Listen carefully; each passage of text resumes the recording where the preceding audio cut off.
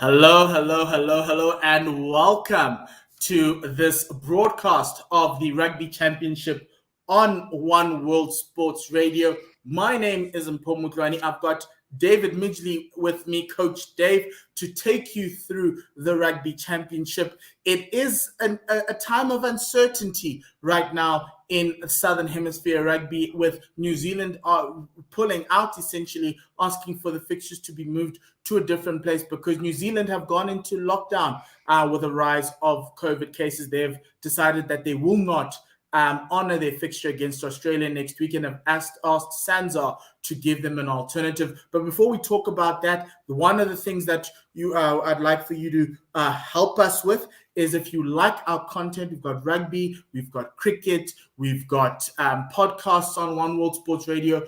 Please go like this video, or if not, subscribe so you can get us and access us easily, and also put on that notification bell so when we do go live, you can join us for this thing. It's an exciting game of rugby. Yes, we're a little bit uncertain about what the world is going to what's going to happen in the world, but we have the one thing that it is that it's going to make us cherish Springbok rugby as much as possible, because if we scrap the Rugby Championship, if and that's the worst case scenario, this will be the last game the Springboks play until the end of October. So let's give them a good showing. You can join us. You can send us your comments across the three platforms. We're live on Twitter. We're live on Facebook. We're also live on YouTube. So send through your comments and let's enjoy this game to go. Dave, how are you doing, my man? I'm doing well. Thank you, Mpho. How are you? I'm good. Just a little bit of uncertainty. All I say is just take it to the UK. It's fine. But we'll talk about that as we carry on. What were your thoughts on the first game? South Africa won 32-12. What were your thoughts on the first game, and what are you expecting to see today?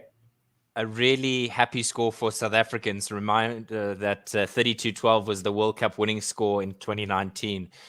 Plenty of memes on offer this past week. But I think the wonderful thing for Springbok fans is that we're seeing almost the first choice squad back for the Springboks this weekend. I think it's good to see the team that did well against the British and Irish Lions come back into the fold. But it also points to the depth with the Springbok squad. You know, we've discussed it at length throughout both the Georgia Test, the British and Irish Lions series, and you and I were chatting a bit off air.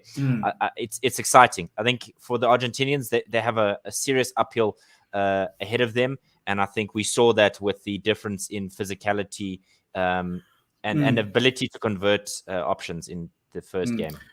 Yeah, and that's the interesting thing. I was just chatting to you about how COVID has made a lot of the sports extend their squads to show the depth, and we're seeing the Springbok depth. You could say the forward pack isn't the strongest forward pack, but the back line is a well-capped back line. They've got 239 caps in the backs. Actually, the forwards have 253, and the bench is 167. But it's like a B team forwards. It's 18 backs and a bench with a little bit of a mix. I just hope Siya Kolisi gets some rest after this game, because he's played 5 in a row. Dave, let's take us through the South African lineup, and then I'll take our viewers and our listeners through the Argentina lineup.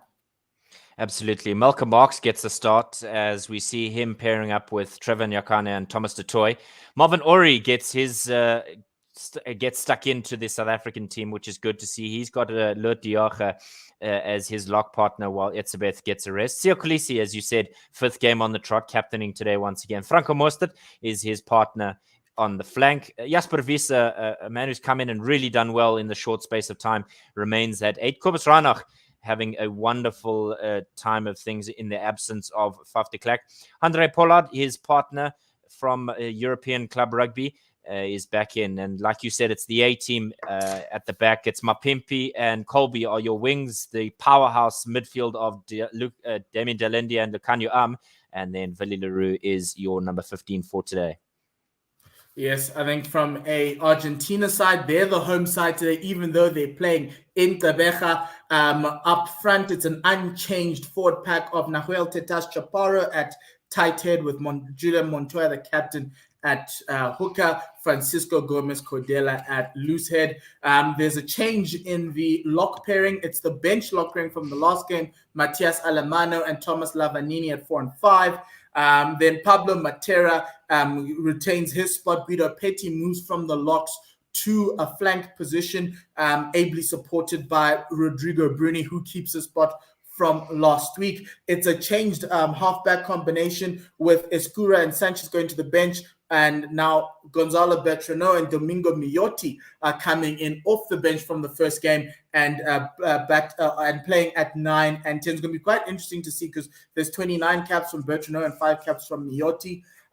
Santiago Carreras moves from fullback to left wing. The Gloucester man is probably one of the two changes that have happened in this backline. Geronimo de la Fuente and Santiago Chocobares at the 12 and 13 access. I'm really excited about Chocobares. He's played 5 caps. He's probably one of the most exciting players in the Argentine side. And then we have a debut happening from a man who's just come out of Tokyo. He's won a bronze medal with Argentina in the sevens. Remember, they beat the Blitzbokke when they had 6 men on the field. It's Ignacio Mendy, a 21-year-old who plays for Los Tilos in the Argentine league. He's at right wing. And then Juan Cruz Malia comes back out of suspension. He was suspended because of a red card. He was suspended for 3 games, but he went through some corrective tackle technique methods from the from World Rugby, and it reduced his ban to 2, so he can play in this game. Dave, take us through some of the bench for South Africa. Yeah, Springbok bench is the first team front 3. It's Mbonambi, it's Kickoff, and it's Malherbe are your front 3. Janse van Rensburg getting an opportunity to stake his claim in the green and gold. Kwagga Smith, a man who struggled a little bit in the British and Irish Lions series, but is making his impact. Dupree, Hendrikse, and Willemse are your remaining substitutes. Hendrikse getting a try on debut last week, so good to see he's back in it, and I want to see more of him. Mm-hmm. And from a Argentine perspective, the 2 Facundos, Facundo Bosch, who plays for La Rochelle, he's the replacement hooker. Facundo Gqeberha at tight head prop with Santiago Medrano. He's the one who keeps his spot from last week. Gqeberha comes in from outside of the 23. Marcos Kremer comes onto the bench from being a starter in the last game. And then you've got Juan Martin Gonzalez. He's only played 1 game for Argentina, former Jaguares player. He's going to be one of the flanks in this game off the bench. Then Argentina, unlike South Africa, going with a 5-3 split. Felipe Escura, the scrum half. Nicolas Sanchez, the man who scored all 12 points for Argentina last week. He's going to come off the bench. And also another debutant, another sevens player, Lucio Cinti, 20-year-old bronze medalist from the Olympics. He plays for La Plata. He is in on his debut, so that's going to be quite interesting to see him. He's a utility back, so that's going to be quite exciting for the Argentine team. There's a couple of milestones there, Dave, for South Africa. I know Lut Diach is playing his 50th test, and he's really grown into his Springbok colors, and he's the 4th Springbok to get to 50 tests in 2021. He falls behind Henry Pollard, Stephen Kickoff, and Damian Dallander. So Lut Diach has been a great servant to Springbok rugby, and this is a really, really amazing moment for him.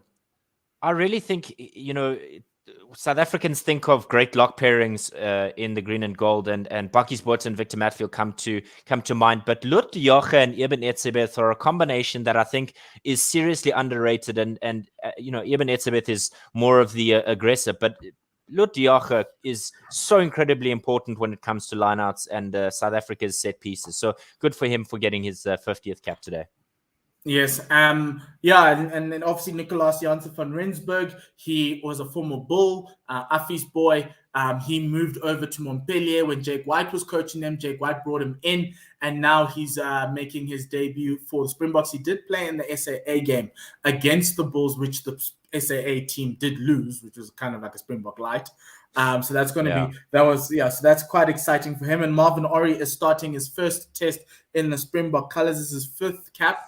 As a 6th cap, and this is his first as a starter. That's going to be quite interesting. And watch out for Cheslin Colby. He's 1 try away from reaching 10 tries for South Africa. That's 50 points in test. A really good milestone for him. I think we've just finishing with the national anthems of South Africa and Argentina. We know that New Zealand have decided to cancel their fixture against Australia, which is supposed to be next week. We'll probably give you a little bit more later on or next week as everything goes, because I do think Sanzar has three options. It's either to host it or two options: host it in South Africa or host it in Europe. I think right now the European option is more enticing.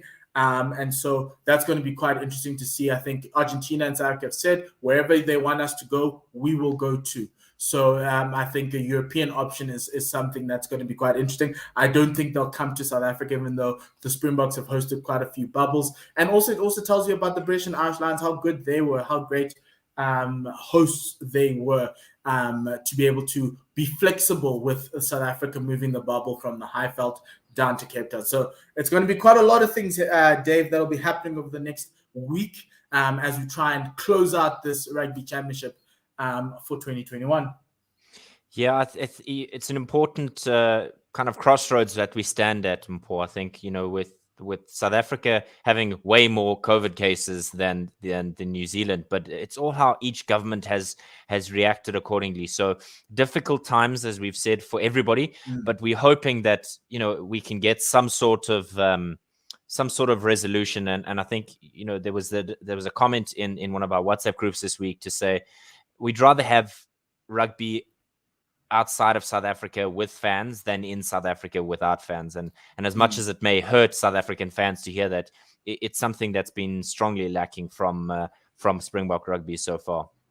Yes, that is very true. Just one last thing for Argentina. If they beat the Springboks today, they will go to 4th in the world, going ahead of France. However, if they beat the Springboks by 15 points, they will go to number 3 in the world, going past Australia. I don't think it's England in that number 3 spot. So there's still a lot to play for. It is an interesting one because the Rugby Championship is still alive. So the Springboks are number 2 in the Rugby Championship. The All Blacks are number 1. Argentina and Australia are yet to get off the mark. So we are ready to go. Dave, you let me know when you are ready. Dave and I will be alternating every 10 minutes. We will give you the time, we'll give you the score, we'll let you know what's going on. All you need to do, sit back, have us in your ears, and send through the comments as to what it is. Remember, finally, before we go, please do like and subscribe like the video, subscribe to our channel, and switch that notification button. We'll be covering the Proteas in the T20 World Cup, so that subscribe button is going to be quite important, and the notification bell as well. Dave, hand over to you.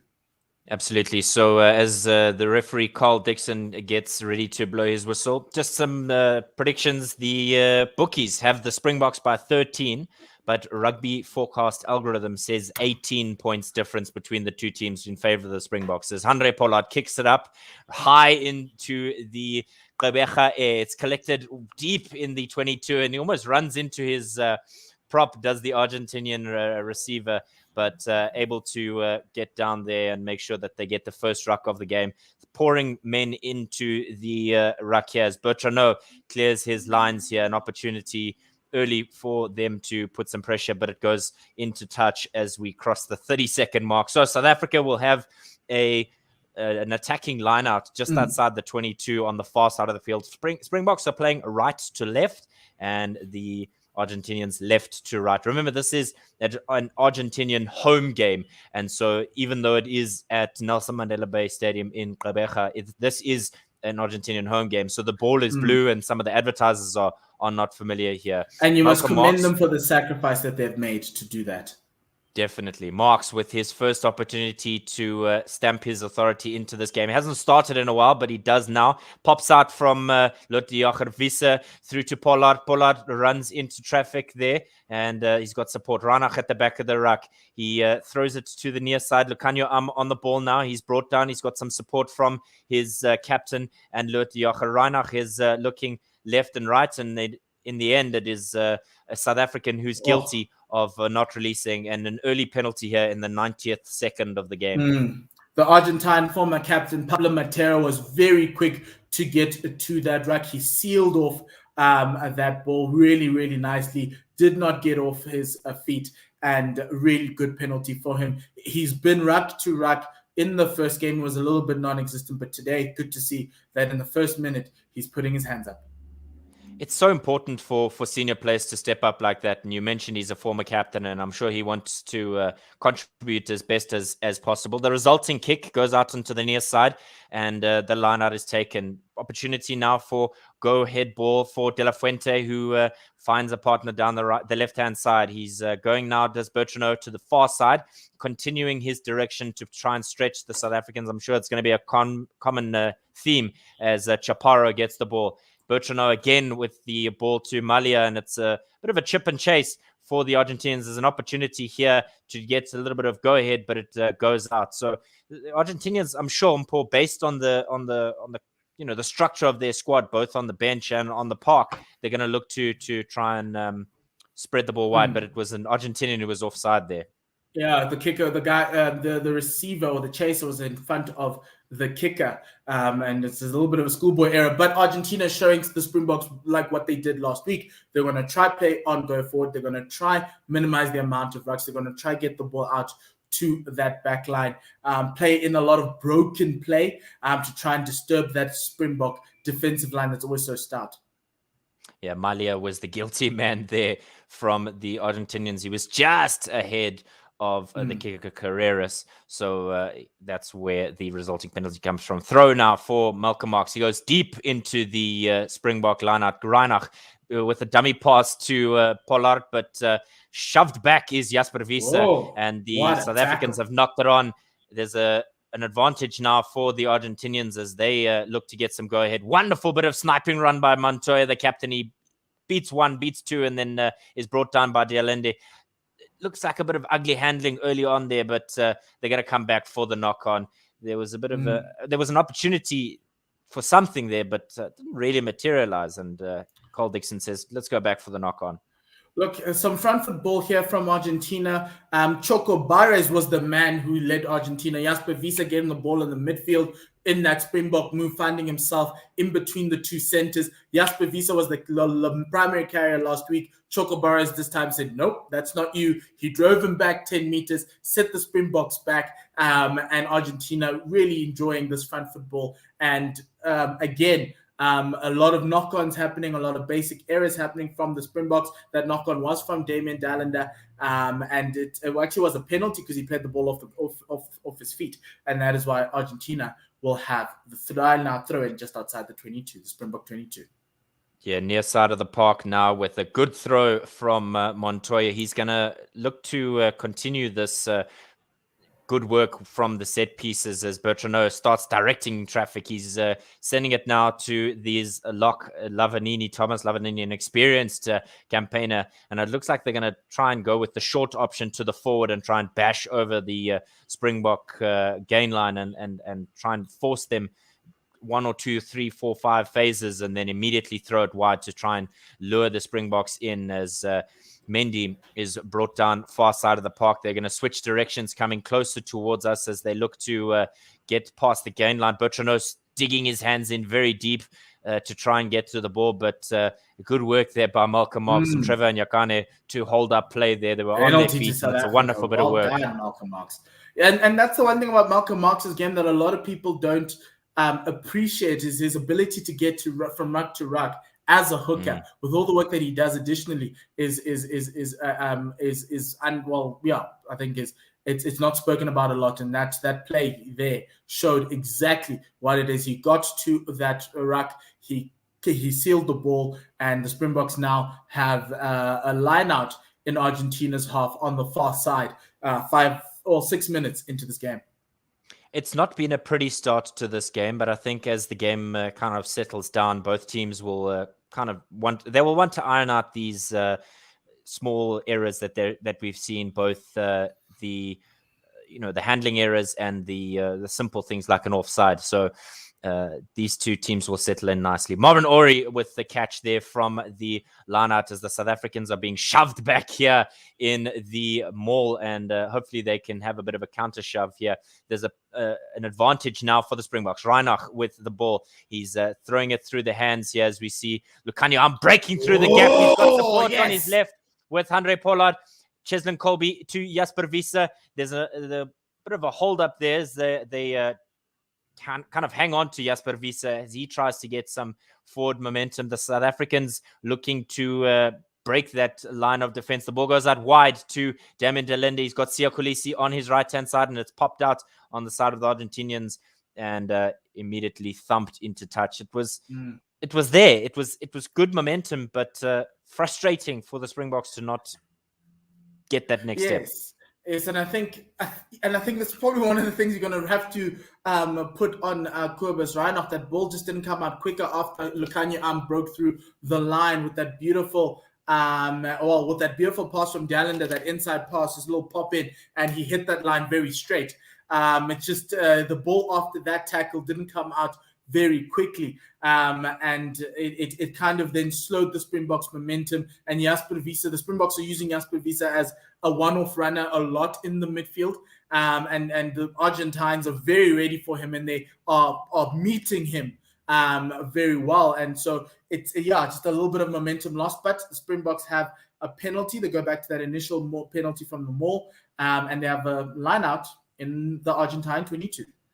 Marks with the throw to the back end of the lineout, with the De Jager immediately getting rid of it and passing it on to his teammates there, who find Marks, and it's kind of held up like trying to run through jam, and the Springboks are looking like they're having an advantage. They do have an advantage now. Reinach with De Linde, who has Jasper Wiese for support. They're looking almost as if they're got a bit of a maul there going, but number 6 for the Argentinians, but Matera holding things up. Ball going to Marks now. He's got support from his forward pack as Reinach tries to throw it through the hands. Little kick through to find somebody on the right-hand side, but Willie Leroux's attempt there doesn't find the intended recipient. Siya was running with Lukhanyo just a little too soon there for the kick, and so the Argentinians have an opportunity to now defend, because remember they were offside for that penalty on the 5-meter line. Just shy on 9 minutes, and Willie Leroux with a very intelligent kick, catching Argentina off the side, and the referee going to the second penalty and not the first one that was conceded for coming in from the side, which was Alemano and Guido Petty, who were both a judge there. So very good play there from Willie Leroux on the open side, seeing Colby, seeing Dallinder in that right channel on the far side, and just chipping it through, and while understanding that the Argentines were offside off the right. So very, very good play there from South Africa. They have a line out on the 5-meter. Let's see if they can capitalize. Marks, and he gets it through in the end to Thomas du Toit, an unconventional one, not a pretty line out at all, but South Africa are on the 5-meter line of the Argentinians. Reinach finding his way through a sea of legs as Nyakane, with support from Marks, gets the ball. Pollard now literally in front of the sticks, maybe exactly 5 meters from the line. South Africa have an advantage once again. Reinach switches to the far side, tries to snipe himself, but finds himself brought down. So he has to get some support from Trevor Nyakane. Cheslin Colby steps into the scrum half position. Wiese again with the ball. Wonderful bit of work there by the Springboks. A bit of a dummy run there, and South Africa trying to scream for the corner. Lukhanyo is 3 meters short, and the South Africans will go back for the initial penalty advantage. The Argentinians are going to have to defend hard here. This is the third penalty in the 22. You'd ask yourself if the referee is going to start looking at talking to players, possibly looking at a yellow card. It is the third time, and it's the third time South Africa have turned down a kickable opportunity. So that's going to be quite interesting to see whether Sia is going to go for the 3 points, or if he's going to look for the corner. While they're still deliberating, captain and vice captain Andre Pollard discussing, Trevor Nyakane is getting some treatment on the field. 10 minutes in, the Springboks are holding the Argentines under siege in their half in Gqeberha. Trevor Nyakane is just looks like it's an ankle situation there. So hope that he can be okay. But not to worry. Steven Kickoff, a very good replacement, but I don't think Jacques Nienaber would be was prepared to have one of his props to play 70 minutes in this game if Trevor Nyakane is not good. But that's the reason why we have sports. So it's like 11 minutes, it's 10 minutes and 41 seconds. The Springboks are in the Argentine 22 on that 5-meter line. They have a penalty on that line. We're just waiting for them to come through. Head-to-head in the Rugby Championship, Springboks have won 11 of the 15 matches they've played against Argentina. They've lost 3 and have drawn 1 match. Argentina have an interesting situation where the last 8 games, they've drawn 3. Drawn against Australia, and I think they drew against Wales. And somehow they also drew against, I think it was Wales for 2 games. But very interesting to see. Also, Jaco Johan, a.k.a. Rassie Erasmus, is not the water boy today. He's sitting in the stands with the Minister of Defense, Jacques Nienaber. Minister of Defense, Jacques Nienaber. Yeah, so South Africa have decided to take the 3 points, and Handré Pollard is ready, and he slots it in. So the score is 0-3 in favor of the Springboks in Gqeberha. Trevor Nyakane is running. He's heavily strapped, but he is running nonetheless.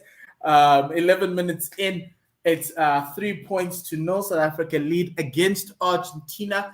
It is Argentina's home game. Domingo Miotti with the ball to restart play. He sends it very deep into the Springbok 22. Jasper Wiese, just like last week, calm and collected under the high ball. He goes through, takes 2 men to bring him down. The ball's very slow to come out as Kobus Reinach is shaping up to take a box. He looks behind him, and he does that.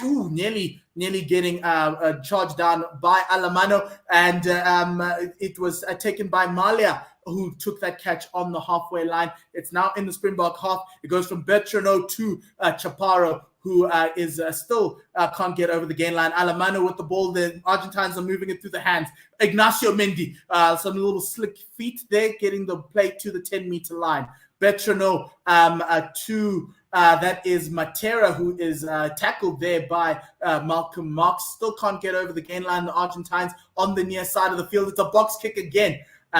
Putting Handré Pollard under pressure. He can't get it. He knocks it forward. And Argentina have the ball in the South African 22. Some go-forward ball here with the advantage for the knock-on. They're moving through the hands. Argentina are doing that. It's Chocobares with the ball. He gets it, a flat pass to Carreras, but the referee says, Chocobares, that was a knock-on.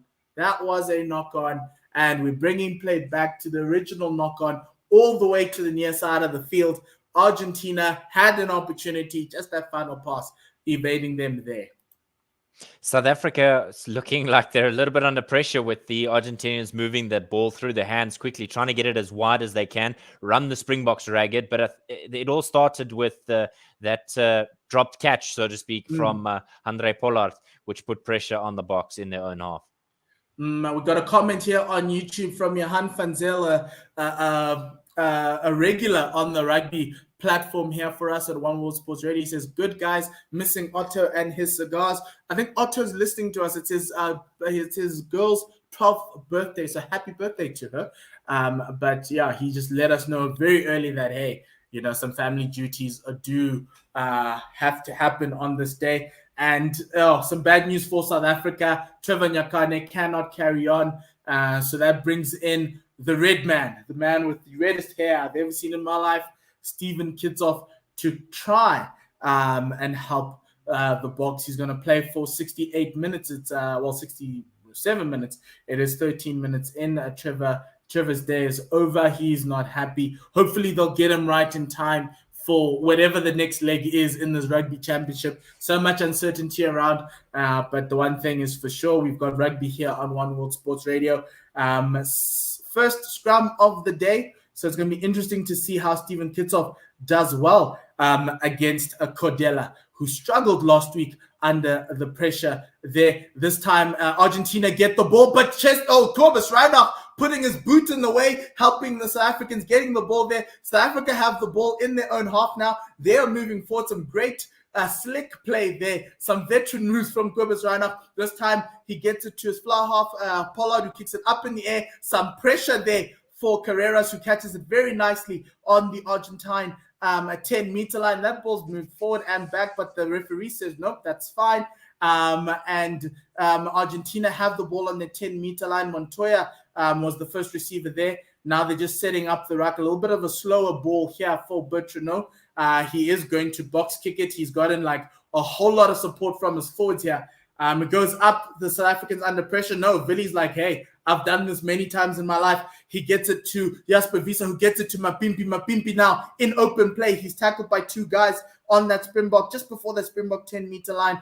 Reinach with a very slow ball today. I don't know what's going on. Gets it to Gqeberha, who gets over the gain line with the help of Marvin Ori on the, it's literally just outside the 5-meter line on the near side touch line, but it is on the Springbok 10-meter box kick again. Mapimpi is chasing it. It is going to come down to Malia. He bounces it onto Malcolm Marx. It is going to be a South African advantage, and it's gone out to Lukanya. I'm in open play with a young step there, but he is tackled on that far side. Reinach to Jasper Wiese, who seems to be that first receiver for the Springboks all the time now. But play has stopped because there was a knock-on in the tackle, and we're going to go back to the initial knock-on from that high kick that Juan Cruz Malia could not get down. Really great contest there from Makazole Mapimpi, who went up with him and was probably one of the reasons why he knocked it on. Really great play from the Springboks in the attacking high ball scenario. To your point about the slow ball coming out the rucks, just thinking about it, it's probably to try and lure the Argentinian forwards into the ruck so that you hold them up there and they have less men to try and defend, because we've seen a couple of line breaks from the Springboks. So that might be the plan, but the key now for the Boks is to see how they go in the second scrum of the game.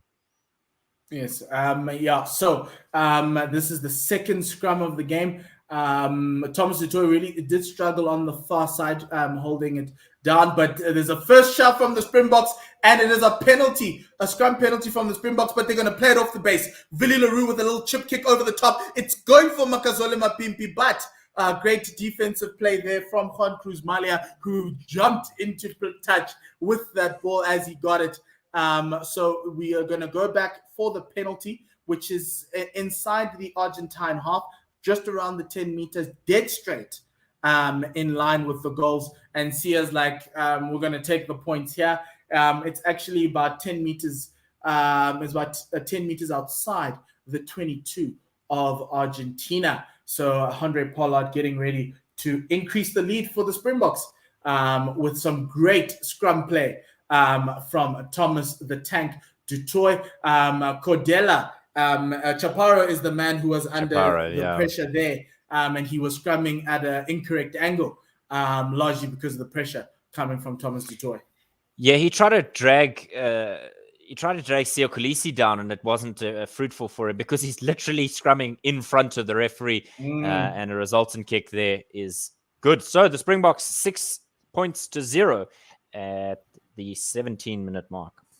Mm-hmm. Good start from the Springboks. In Test rugby, you need to put the points down very early. The tries will come as the pressure eases with your opponents being forced to search for points.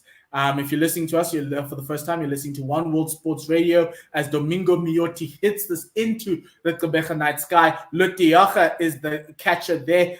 Safe pair of hands, as is in his 50th game, is the lock man there. Well, at the base of the scrum on the 22, on the inside, on the near side touchline. Box kick here from Gqeberha. It is charged down by Lavanini. Andre Pollard with some quick hands to get it to Willie Leroux, who kicks this ball out, back out just about 10 meters outside the Springbok 22. They were under some pressure. Gqeberha was very slow. I'm just hoping we're not getting the average Gqeberha game today, because he can blow hot and cold. He's been blowing very hot throughout the Lions series. Hopefully he's not going to be blowing cold in this one today. We do have Jaden Hendrickse on the bench. He made his debut the last time. The lineup from Montoya went to the first receiver who got it to Bertrand, but the great tackle from Gqeberha in stopping Argentina from progressing. The first drop from there ensued, just didn't get over the gain line. The next play, Gqeberha with the ball, he can't get past Jasper Wiese. They go blind to Rodrigo Bruni on the near side. He is tackled well by Siyakolisi. Bertrand out of the ruck into Matera's hands there. Fifth phase from Argentina, can't go anywhere, can't get past the gain line. We're going to try that box kick again on that 10-meter line. It will be for Andre Pollard to get. He doesn't. Ignacio Mendy got there. He didn't catch it well. It went backwards. That's what the referee said. And so Kobus Reinach is going to start again with another aerial bombardment from that base of that ruck, just 5 meters outside the Springbok 22. It goes high. Makazole Mapimpi is chasing. It is missed by Malia, but Domingo Miotti picks up the ball on the bounce. He then is tackled on the halfway line and decides to roll forward. And the referee says, you were tackled. You're supposed to place the ball. You're not allowed to take any more yards. Penalty to the Springboks. As I hand over to you, Dave. Yeah, it's almost choreographed, Paul, with the box case here by Kobus Reinach. He's either got to go deeper or he's got to move quicker, because the problem is that he's given the Argentinians too much time to plan how they respond. And of course, Thomas Lavanini, with his experience, is not going to miss out. The resultant kick from the penalty goes out into touch on the near side. And South Africa have to be careful here, but it's good work by the Argentinians as they go forward. It's unfortunate to concede the penalty when they were on their way forward. So they have to now defend a line out on their side of their half of the field, near side of the park, just outside the 10-meter line between the 10 and the halfway line, as Malcolm Marx looks for his receiver or his jumper, who finds Franco Mostert right at the back. They're maul and they're maul hard. Right now, everybody can get involved in the maul, and South Africa have some wonderful momentum. They get over the 22-meter line, rather, as they get some great momentum here. There's a couple of Springboks falling out of the maul, but they continue to get some go ahead here. This is a wonderful bit of work. There's a penalty advantage coming here for the Springboks. Reinach at the back. He throws it out to Jalende, who dummy throws and has some support from Lucanio Am and Siyakolisi. Reinach once again with a dummy throw. He tries to give it to Marvin Ori, who punts it straight into an Argentinian, and they go back for the penalty. Bongia Manambi having a bit of a chirp there for Marvin Ori. He knew there was a penalty advantage, but yeah, maybe Marvin Ori was not expecting that ball. He was expecting Kobus Reinach to go deeper to the backs, but somehow he got there. We got a comment on Twitter. David Ellis asking, where are you watching the game? David Ellis, we are a radio station. We can't show you the pictures. We're watching off our own streams. But we're bringing you live digital audio commentary. We are a radio station, 1WSR.com. You'll get the radio feed, the pure audio feed. This is just a watch along with us with a lovely scoreboard to try and get everyone around the world who is invested in Springbok rugby and can't watch a taste of the game and insight into what's happening in Gqeberha. Andre Pollard with an opportunity for his third from this evening. He's 2 from 2, but to be fair, they've not really been all that challenging. 2 straight in front of the post, and this one slightly to the left-hand upright, but he is going to have an attempt there. He slots that, and it's a simple one for the South African first choice, number 10. And there's applause from the spare squad in the stands as South Africa, in the 23rd minute, lead the Argentinians 9-0. And the Argentinians are having to play catch-up early here in their own home game. So even though it is a game in South Africa, it is their home game. So I'm sure they want to do well. Miotti with a ball high into the near side of the park. It looks like Wiese will catch. He does. He has some support from both De Jager and Thomas du Toit. And there's going to be a penalty from the referee, Carl Dixon, as Wiese is guilty of the same sin that the Argentinian was guilty earlier by landing and rolling. And they're going to go for the 3 points, are the Argentinians. Second movement again, just not good enough. We saw that last week. We thought that was a schoolboy error, and it's just creeping into the game. The second movement penalty from a South African perspective. Actually, he wasn't actually held in the tackle, but he did go to ground. So just an interpretation of the rule there that the Springboks might have, or the players might have, compared to the referee, because we said the third penalty of the series, in these last two games, where a player felt that he wasn't tackled, and he decided to actually try and move forward. But that is not the case. Once you're off the feet, play the ball back and allow your scrum off to reset it and recycle it. Mjoti with a bit of salt bay action there as he threw the grass into the air to check the wind. He steps up now and he sticks it through the sticks. It's too easy for the Argentine number 10, and they get on the board in the 25th minute, 9-3 in their home game, and South Africa are finding themselves now under a little bit of pressure through simple errors. That is Domingo Mioti's third ever international test penalty. He's has ever scored 2 conversions and 3 penalties in his international in the 5 games he's played. Lavanini with the return catch from the kickoff, and the Pumas in their own 22, about 3 or 4 meters far side of the park. Remember, they're playing left to right.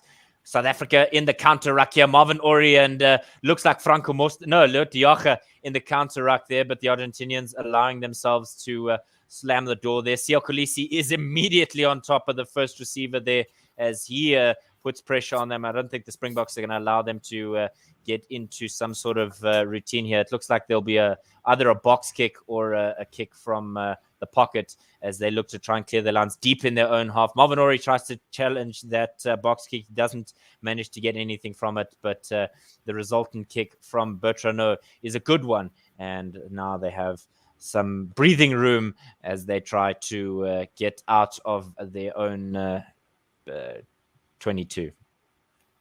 Yes, Argentina just putting themselves under a lot of pressure there. Not playing the territory game. We saw them at the start of the game trying to kick the ball downfield to try and force the Springboks errors out of the Springboks. But this time they were just struggling, choosing to go ball in hand, and errors are creeping in again. Far side of the park, 10-meter line. Malcolm Marx finds Lot Diacher. South Africa mauling once again, but they're under a little bit of pressure as they're moving backwards, and now it is held up as they have a bit of a second shove. And Lot Diacher is almost on top, like a man lying on a picnic blanket as the Argentinians come around through Chaparro, but the referee saying you can't go there, you got to go through the middle. So South Africa just getting some forward momentum here, and the ball pops out to Reinach to Dalende. He's got Visa in support as he does with Cheslin Colby. Box kick up and over the top, and Steven Kitsoff is going to be the man to chase it, and it goes out there just was inside that out the 22. On the full? That looks like it was out on the full, but looks like it hit the referee on the far side. Yeah, assistant referee on the far side signaling that it's good for Reinach, and so Argentinians, Los Pumas, are going to have their chance to clear their lines there as we see some support for one of the Argentine players. Yeah, it looks like it's Thomas Lavanini getting some treatment there from the medical staff. He's been in the wars. They talk about this lock pairing of Alemano and Lavanini as the red wave, as they are very aggressive. They are always playing with that line with the referee, and they're getting themselves into trouble from a penalty standpoint. On YouTube, the comment from Johan van Zyl says, "Captain, oh Captain, Kolisi, yo Easter." Siyamthanda Kolisi, everybody's favorite Springbok player. I mean, I don't think he has any haters, and if he does, they need to check themselves before they wreck just themselves. Like his name says, we love him, Siyamthanda. We all love him. And exactly. I mean, how could you not? He's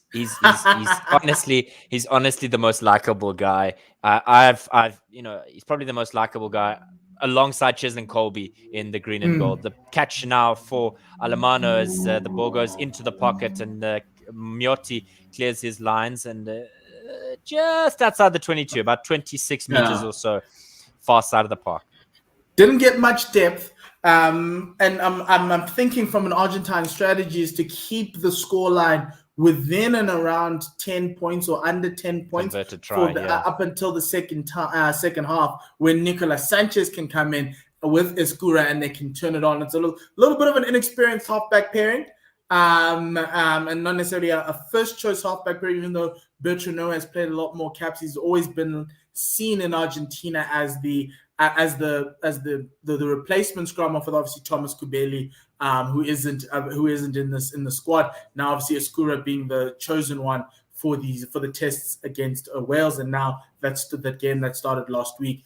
That Sanchez is a key thing. I'm just surprising that they left Sanchez on the bench to try and go for Domingo Miotti. So it's all about managing the scoreline for Argentina up until a time where they can possibly even strike or try and open play and strike from there, because that's where they're good. If it's structured, if it's mauls, line-outs, scrums, Springboks have them. But if it's unstructured, that's where Argentina will come in, and they come in with the passion, because as we know them, they're one of those passionate nations in playing rugby. Willem Jack says, I think Reinach is playing in slow motion. He's late with everything.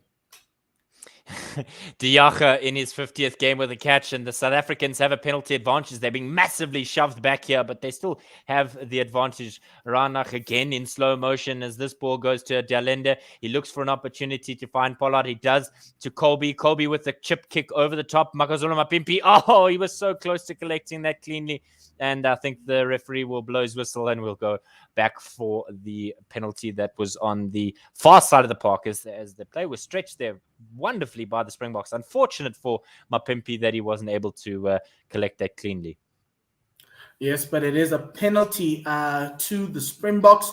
Yes, a tackle in the air. The Argentines shoved early while Gqeberha was still in the air. They actually took his legs out the way. So still stupid penalty. Thomas Lavanini, again, another penalty. The Argentine locks and flanks are going to concede a lot of penalties. And this is where Andre Pollard needs to step up. There is no Hoofsien in this game, but he has studied under the tutelage of Hoofsien for the beginning part of his career. It's now time for him to show us that accuracy that made him so synonymous at the Bulls and is one of the reasons why Montpellier paid the big bucks for him.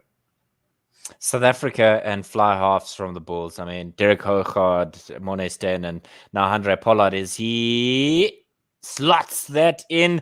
Oh, that was close. That was inches inside of the left-hand upright. But never mind, at the 30-minute mark, South Africa lead 12 points to 3 as Mpho will take us through the next little. So final 10 minutes of the half is for the Springboks.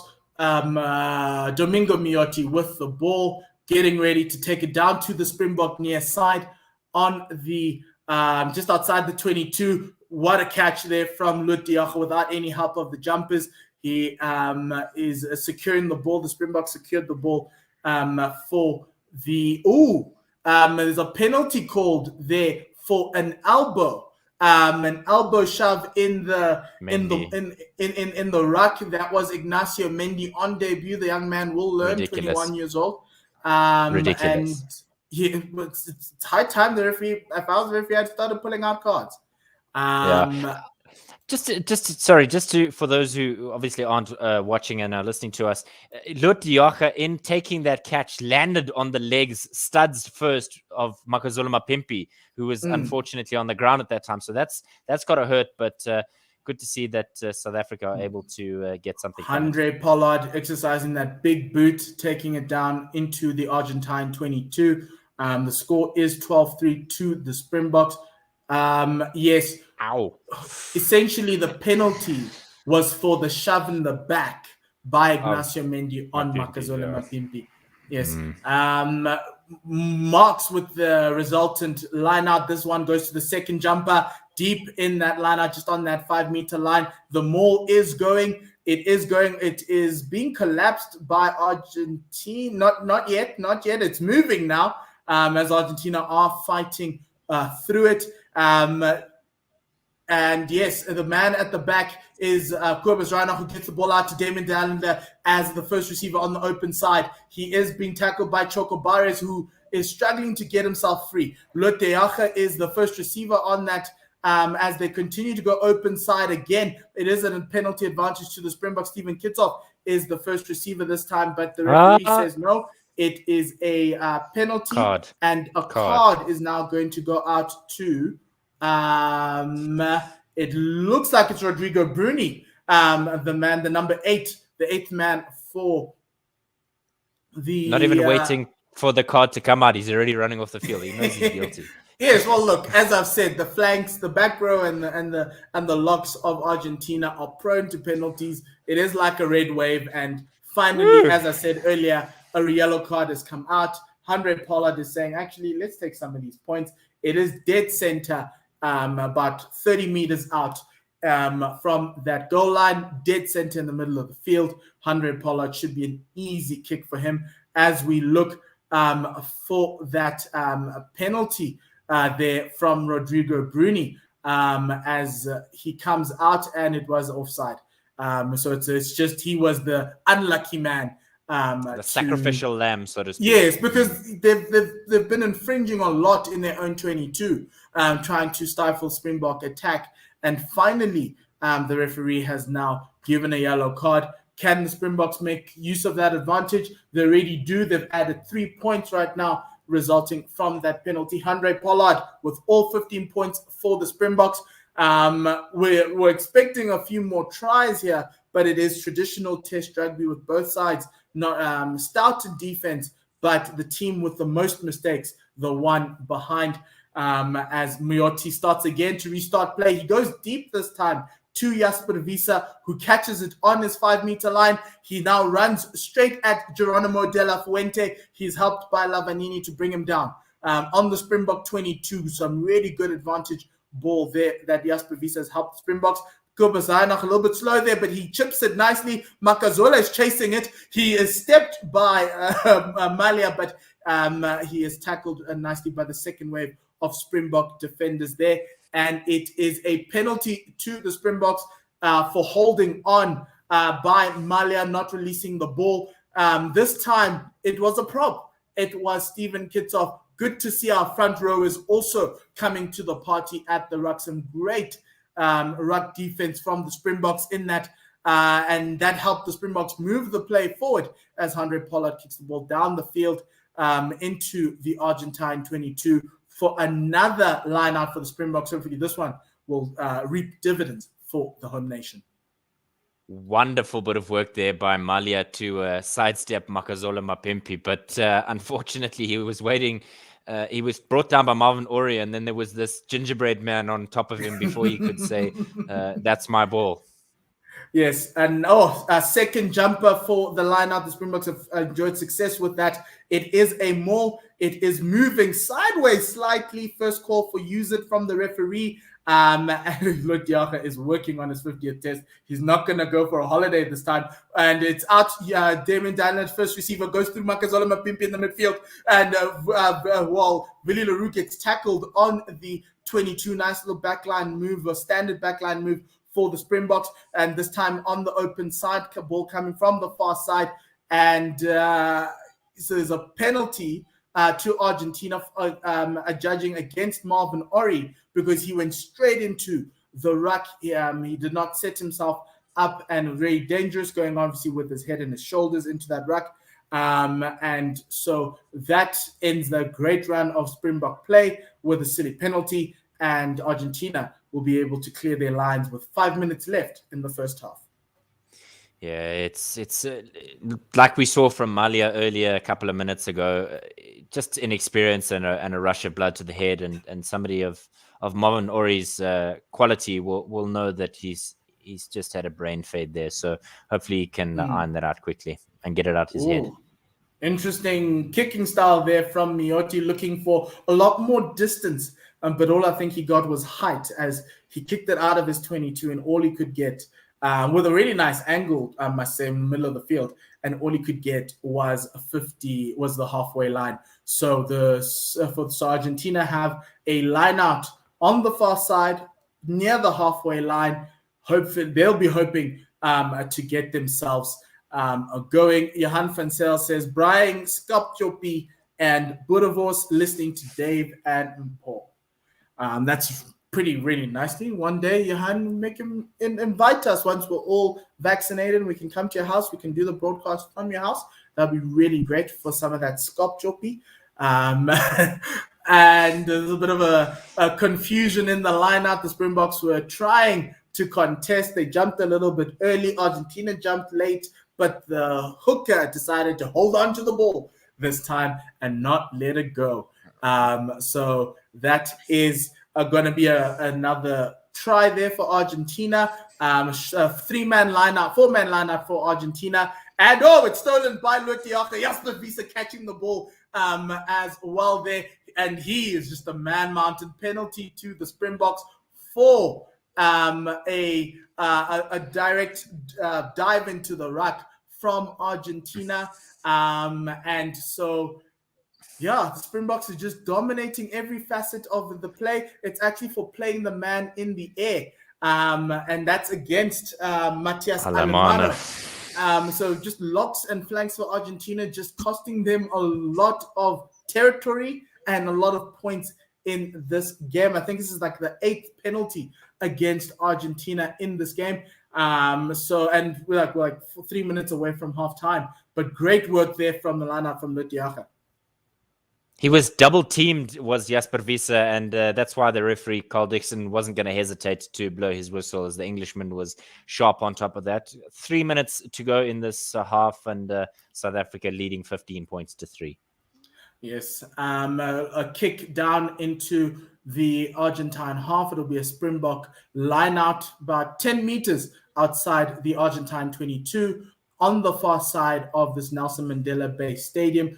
And Malcolm Marx has been pretty perfect in the lineouts today. Goes to that second jumper. Franco Mostert gets that ball. The Argentines made it all the way through in the middle of that maul. So that's going to be quite interesting as they actually secure the ball on their end. And they get to play it out. But a lot of hesitation there from Pablo Matera as the first receiver. He was driven back by this green wave. No tackling. He just ran back into his own 22. He gets it to Malia, who gets tackled there. But the Springboks, some stout defense again, giving them a penalty for not against Argentina for not releasing. Just incredible defense, rush defense from the Springboks. Argentina do not know what to do. And Pablo Matera really having a nightmarish half so far. As Andre Pollard gets a line out there, an attacking line out for the Springboks in the 5 meters on the near side. Just incredible defense there from Lekanyo in that rush defense, holding Malia up. Just pure leadership. A Rugby World Cup winner. He wasn't going to miss out on that opportunity. A couple of comments quickly as the resultant kick goes for a line out. Jasper Slabbert is listening out of Canada. Thank you. Alex Tomatos is asking where he can stream from. He's in Spain and struggling to find a site that actually works here. You can watch us and we will bring you every single moment of the game. And Johan van Zyl saying we look... have streams. Yeah, we look good on a 65-inch. Need to Hoya Dop see second half. And Montoya in with the line out. The Springboks just getting that wrong there, as they now, Argentina have a maul there on the halfway line. It's now driven to the halfway line, and it is a penalty to Argentina for collapsing the maul. And yes, so it's a penalty on the halfway line to Argentina for collapsing the maul. Malcolm Marx, the guilty person there, just trying to collapse the maul. It is on the halfway line, middle of the field, 50 meters away. Can Domingo Miotti slot it in? It's not on the high point, by the way. No. So the ball won't just naturally fly for you, but it's a wonderful bit of work there from the Argentine forwards to get some really good momentum there. And a bit of ill discipline by Malcolm Marx means that the Pumas, with 10 seconds left in this half, are going to have an opportunity to get within. And just for some, to let you know, for halftime entertainment, we're going to be playing the Full Quota podcast interview where myself and Tim Del Lace had a conversation with former Proteas, cricket this time, left arm spinner and coach of the Eastern Cape Warriors, Robin Peterson. as he talks about his cricketing journey and his transition into coaching. As Domingo Miotti kicks this one, it is way left of the far upright, and it will be dotted down by Villy. And are we going to go to half time? No, we're not. It's going to be a 22-meter dropout for the Springboks. So it's going to be quite interesting to see how they want to do this. A tap and a kick it outside should suffice. Don't try anything fancy here. Andre Pollard, as he gets his team ready, calms them down, and he's going to drop it deep into Argentina's half, just after the halfway line. Malea picking it up. He steps inside, gets tackled there by Malcolm Marx, and it gets kicked out by Gonzalo. It is Gonzalo Bertrano, and it will be halftime to the in Gqeberha. The Springboks lead Argentina 15-3 in this Rugby Championship second match for both teams. Our halftime chat is with Robin Peterson. So do enjoy that. We'll be back in 10 minutes.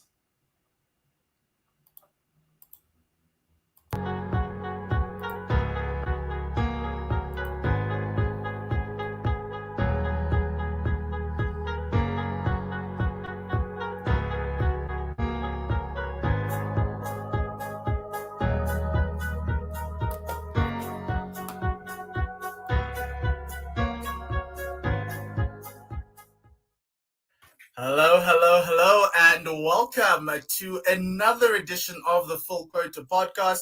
This is your weekly South African cricket podcast that tells you everything that's happening in the South African cricket world. It's kind of like an off-season right now with domestic. There's not a lot of cricket on the go, South African cricket on the go. Our World Cup fixtures have come out, so we'll be talking about that later on. But most importantly, we thought we'd talk a little bit more about domestic because the season's coming through. We've got a really lovely guest, as Tim calls it, a mystery spinner. So we're going to get that going. But let's first get Tim. Tim, how are you doing?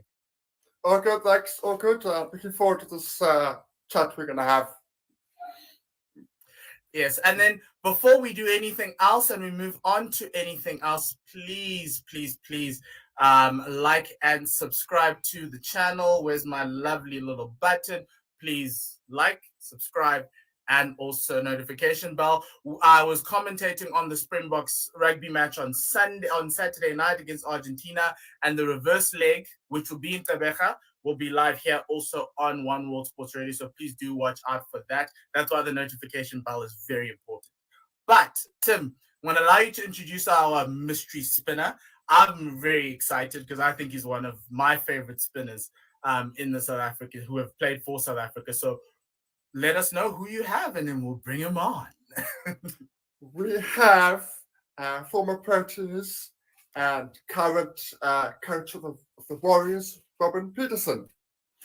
And let's get Robbie on to discuss all things cricket and all things about his cricketing journey. Hi, Robbie. How are you doing? Hi, guys. All good. Just finished the training session, so thanks for inviting me to have a chat. Sure. One of the key things, because I know you tweeted about this yesterday, that England-India test match ending, how was that? I mean, we had two great test matches, not only one. England, India, and then West Indies, Pakistan. I think it's undeniable that Test cricket's still the number one. I mean, if you ask cricketers around the world, I mean, Test cricket's still what they gravitate. You can't. It's so unpredictable. You know, the ebbs and flows, the drama. I mean, on day 4, India were losing the game, and to end on the victorious side with a couple of overs to go. I mean, it doesn't get better than that. The suspense, the drama, you know, the villains, the heroes. You don't get it in any other format but Test cricket. That's a cool thing about it. As you're saying, like Vic Kohli at the press conference was like he needed 60 overs. I was sitting there going, I needed 70. I needed like 75 because I was just like. But I loved Shami and I loved Bumrah. But most importantly, that West Indies, Tim, that West Indies and Pakistan, Jaden Seals finally coming through and setting them up. Yeah, you were talking about him when in the series against us not so long ago. and he really, really did perform. I would say that Test match win was probably better for the game of Test cricket, because we know the strength of West Indies cricket in the white ball format. But to come through and against the opposition like that, and bowling attack like Pakistan's, is a huge, huge thing. And again, it was a game that had everything. It had ebbs and flows like you would not believe. So it was really good to see. Awesome. That's very good. Robbie, I'm just gonna jump into everything. One thing I've always wanted to know is how you got into the game. How did you start playing cricket? Did you play like us in the townships, playing backyard cricket in the streets, trying all types of things, or did you go the more traditional route? Most certainly not the traditional route. I was very fortunate to grow up in Galvendale. I played for Galvendale Cricket Club, and then our school cricket was quite strong back then. I wouldn't say strong as in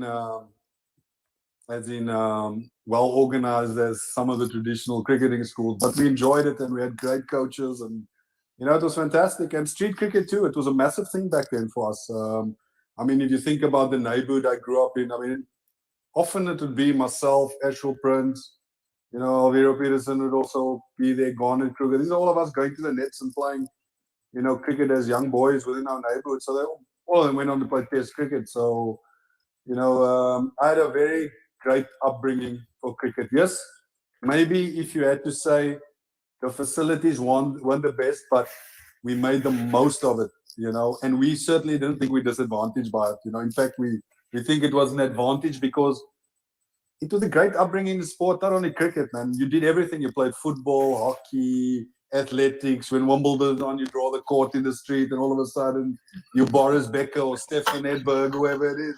If people can even remember those names in tennis. So it was great. And then obviously I fell under the banner of, because sports wasn't integrated then, when I was in primary school. We fell under, where anyone knows SACOS, sport. That was, their motto was, they believed in non-racial sport where anyone could play from any background. So, we learned values like teamwork very early, work for what you want, earn what you want, in sport. There were times where I played hockey, I would be on the bench for literally 80% of the season. And then you get your opportunity, but it teaches you good values in sport. It's not all about the opportunity. Sometimes you have to serve the team to get your opportunity. So from a cricket perspective, it was no different. You learned your trade. You had to play on matting. We didn't play on pitches. So every Saturday morning, we'd have to go down to Galvendale Cricket Club, get the mat on the stumps, roll it out, put the nail it to the clay. And that's how we played. It wasn't about today the lot is made about facilities in South Africa, but those facilities produce Test cricketers for South Africa.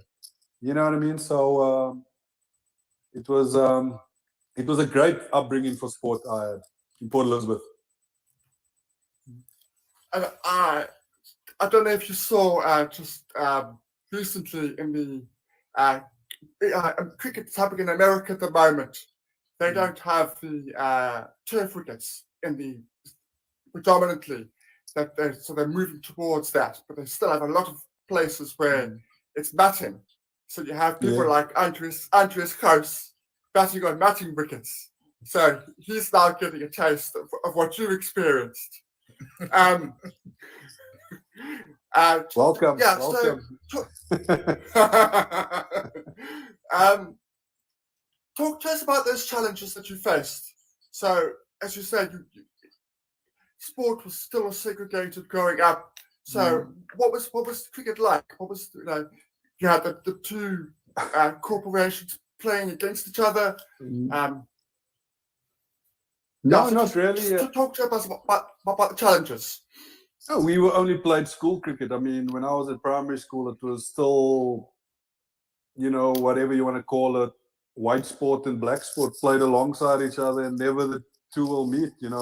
I remember when we started coming through the system, we were actually beating some of the white schools, the traditional cricketing schools. So I think that's when it probably all started, that there was like a scholarship started being handed out, and those teams started to be dismantled a little bit, but it was great, man. I had some of the guys that I played with then, I'm still friends with today. I mean, to be honest, I mentioned a couple of names that played Test cricket, but if Ashwell Prince would probably, also testify that there were guys a lot better than us, and we're not talking about just a little bit better. I'm talking about a lot better, It's just different circumstances, socially, socioeconomic issues, family issues, all the things that plagued, during the apartheid era. So, but it was honestly, it was my best times in sport, and then all of a sudden the challenges were probably, once we sort of amalgamated, we found that we kept coming to facilities on this side of the city. So, I mean, I would often take 3 taxis to get to it, with my cricket bag, and you go to the taxi and you catch a taxi, you put it over the laps. But people understood, that was just how we traveled. So people know, you're going to cricket today. Yeah. Come put your bag, I'll carry it, I'll help you out. And everyone would just try and support each other. And you go from one taxi, and then you get another one, and a third one. But eventually you get to training, So that's how it was, Those were the little challenges, but, they make you at the end of the day, I believe. It just depends how you look at it. For me, it was.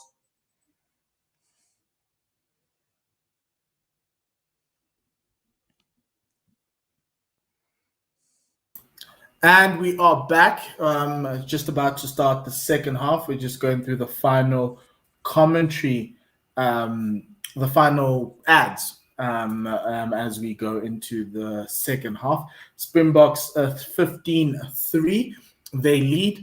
Dave, what did you think of the game so far? So before we get into that, I was really enjoying that podcast. So if you want to hear a little bit more, go scroll down through our YouTube after this game and go listen to it. It's a really interesting conversation. I think, as is the norm for Test rugby these days, the second half is going to be key. Both teams, the only difference between the two of them was the discipline between the two squads, and we saw a yellow card late in the first half. But I think the benches it was are going to 13 penalties from Argentina to 6 from South Africa. And that's essentially what's the difference between the two sides. Argentina have been very good defensively, stopping the Springboks from running the ball. Yes, obviously, we've been employing this aerial game from a Springbok perspective. That's also kind of partly the reason why we've been forced to do that, because Argentina have just matched the Springboks defensively man to man. I think Pablo Matera is having the game of his life. At getting to the rucks, he's really doing quite well. But it's just there's still that level of quality that the Springboks have. I wouldn't want to call it match sharpness that they just have over Argentina right now. Clarity of mind, maybe? Could it be clarity of mind? Just the ability to make the right decision at the right time?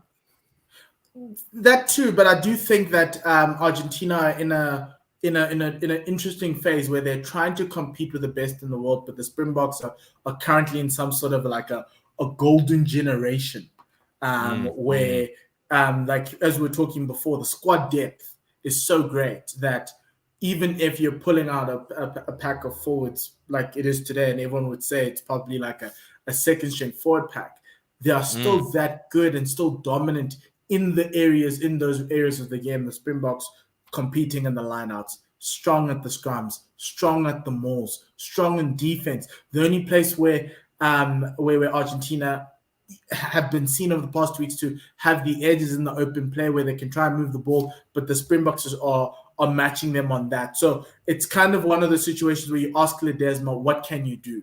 So they've stuck with this aerial bombardment, trying to put the back three under pressure with the aerial bombardment and contesting some kicks to try and do that. So I think Jacques Nienaber and I don't know who Dion Davids and Zwandile Stick have done a great job in preparing all 45 Springbok players, because I think over the past 2 games, I think we've seen about over close to 40 Springbok players play in the various 22s that have come over the last 2 games, and they just know how to play.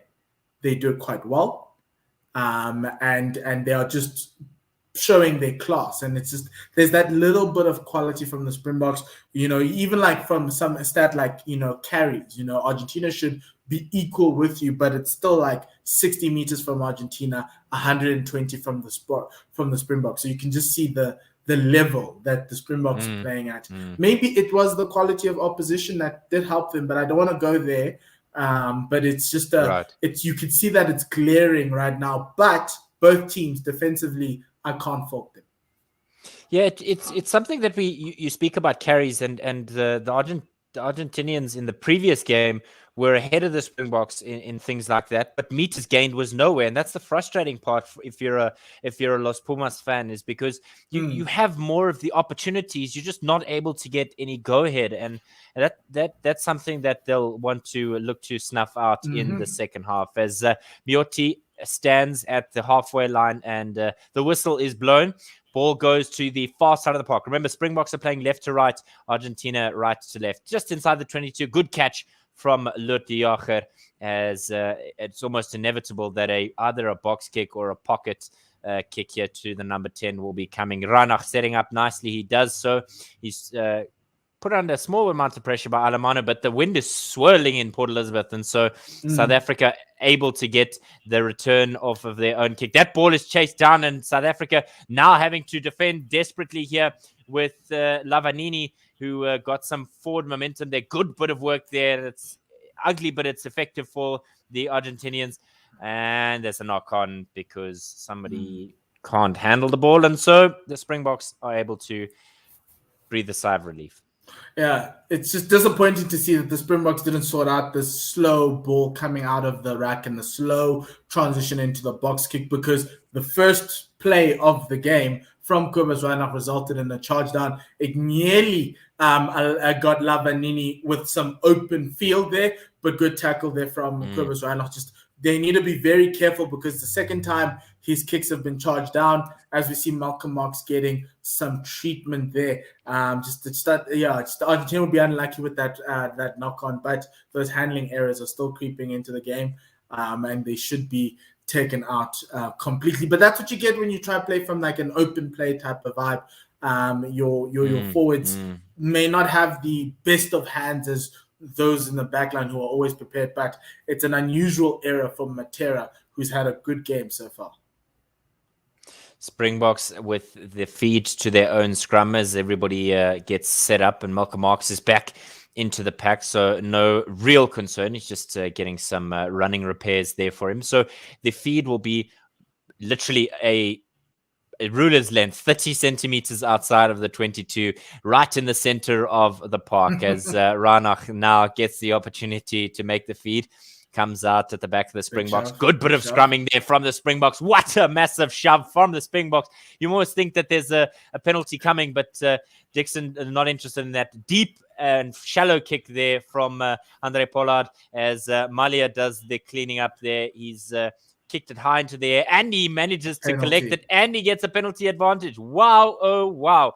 Lavanini with the ball, but he's shoved back by 2 Springboks. He pops it out, and it finds some support there from Petty. Sia Kolisi was trying to get over it, as was Damian Delendi, but the Springboks guilty of the initial penalty, and so the Argentines have Andre Pollard in that up and under that that Malia kicked, contested with Malia, and in the air took the man and took the tackle, and so it's a little bit harsh, but it is the rules of the game. Both players were looking at the ball, so there's no malice involved. It just so happened that Pollard was the player without the ball, and so Argentina have a kick just inside that Springbok half.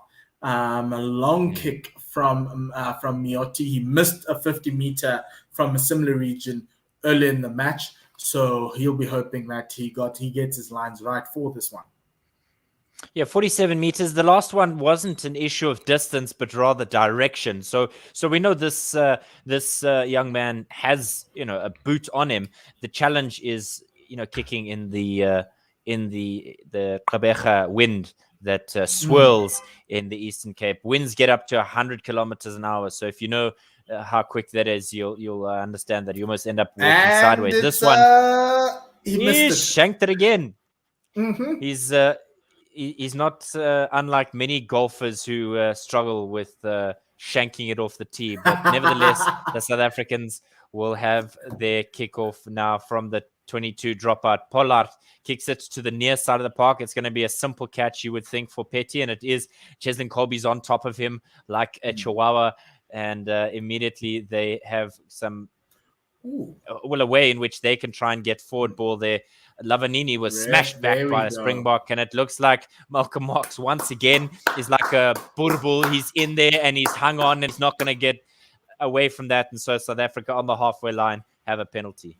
Great work in the rucks from Malcolm Marx. Second penalty he's induced, and very good for the Springboks as they get a very low and flat kick from Andre Pollard that goes just on the 22 on the near side touchline. He is seeing the wind, just like Donnie Stradom, who's saying that the wind is blowing here in Dubai and it's cold. So Andre Pollard just hitting it flat, hitting it low, and getting it out just in time for the Springboks to have I would call it a go forward line out, because they have some sort of the momentum as well, and somehow Cheslin Kolbe's in the line out. I think go home, Colby. I think you're drunk. So South Africa have the penalty from the knock-on, and Cheslin Kolbe gets the ball from Siya Kolisi from the line out. So maybe he wasn't drunk and he wasn't lost. But Ranach now, who finds some support from a Springbok forward in Dutoy, who then gets Malcolm Marx wrapped up with Miotti. But South Africa looking to go ahead. Kobus Ranach snipes. He beats one, beats two, and he's 2 meters short of the line. He's got support from Franco Mostert. Stephen Kitsoff gets the ball, tries to get some crash ball over. He's got Malcolm Marx trying to get some go ahead here.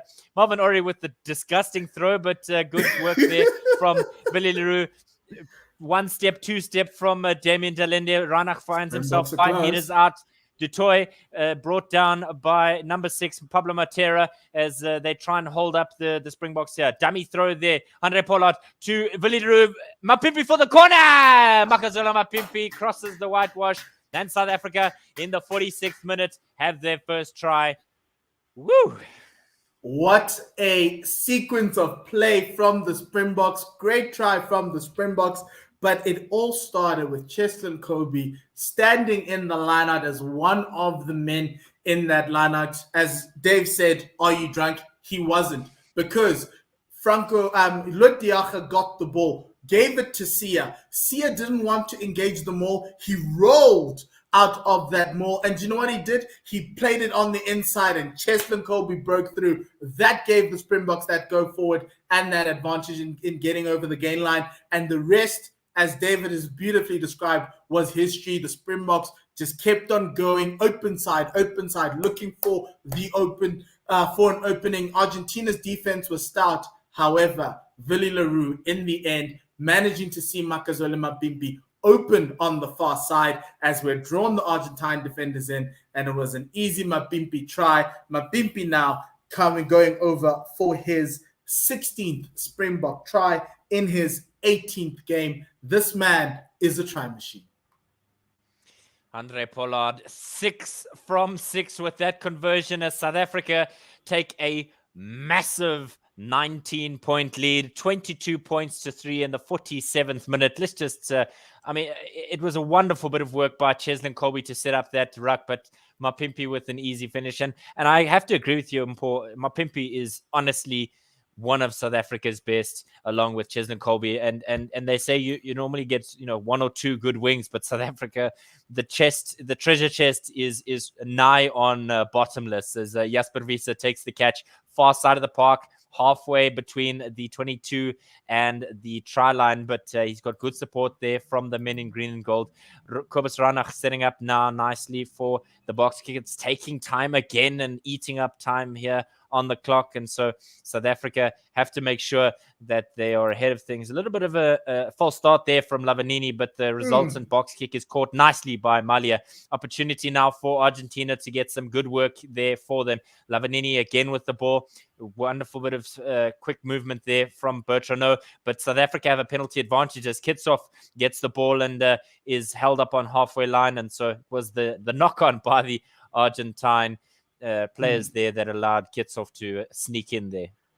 Yeah, and he's passed in this resultant play from the kickoff. Argentina have been quite hurried trying to get themselves back into the game, and to a certain extent, Domingo Miotti as well. Just a little bit of that extra rush from the scrum off, and on top of that, the Springbok rush defense. He saw Stephen Kickoff coming to him. He didn't want any part of him, and so the ball was dropped, and the Springboks will have a put into the scrum as Rodrigo Bruni is being substituted, and the Marcos Creamer is coming in. He's going to play at the open side flank with, I think it's Pablo Matera, going to pack up at the base of the scrum as the 8th man. And it's a short-arm penalty for the Springboks for early engagement, and going to be quite interesting to see how the Springboks want it, and they want another scrum.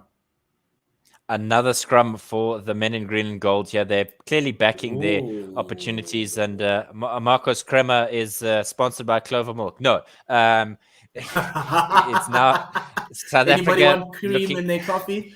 No, the cream of the crop. No, okay, no more jokes. Right. South Africa packed down once again for the scrum. Kobus Reinach is gonna have the work here for him. Massive engagement by the Springboks, and they're going to have a big shove here. You can almost count on that. So South Africa kind of wheel spinning, but the second shove, massive penalty coming for the Springboks here.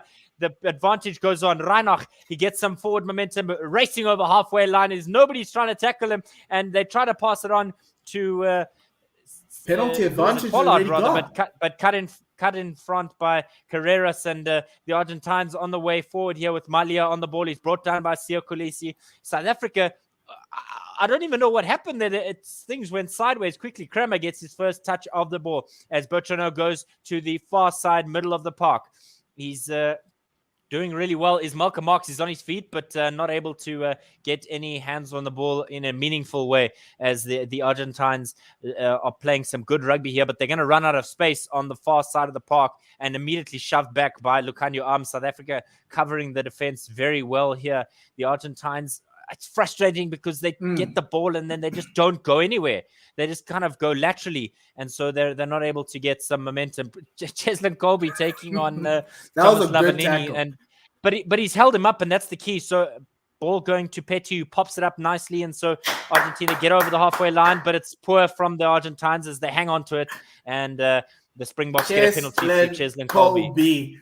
Cheslin Colby with 2 incredible plays. He was last man on defense with an Argentine on the outside of him. He covered tackle. He literally did the whole blanket tackle over Lavanini, ball and all, to stop that final pass to go through. Then he gets up, goes to the next ruck that's available, and gets down and puts his hands on the ball to help the Springboks get a penalty. We're seeing a raft of changes right now from the Springboks.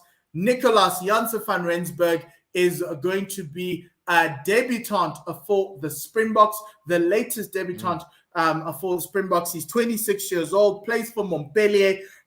So far, we've got 3 Montpellier players now, Janssen van Rensburg, Reinach, and Andre Pollard. And Jasper Wiese is also coming off the field. What a shift he has had. So that's going to be quite cool. So as they do the changes, let's talk about some of the comments. Johan van Sale says, Mapimpi, Easter, nothing like Boca Rugby. Donnie Stradum says, Lekker, Makazol, Mapimpi.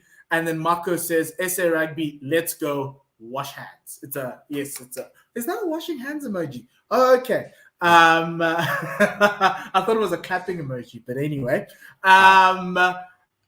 So we're just looking at the colossus that Jasper Wiese has had. He's had some really 2 good games, especially after the British and Irish Lions series, where he was a little bit under pressure there against some very experienced, but he's found his feet in a Springbok green and gold. Nicolas Jans van Rensburg wearing a black scrum cap. He's going to be quite excited. Hopefully he gets his first touch pretty soon.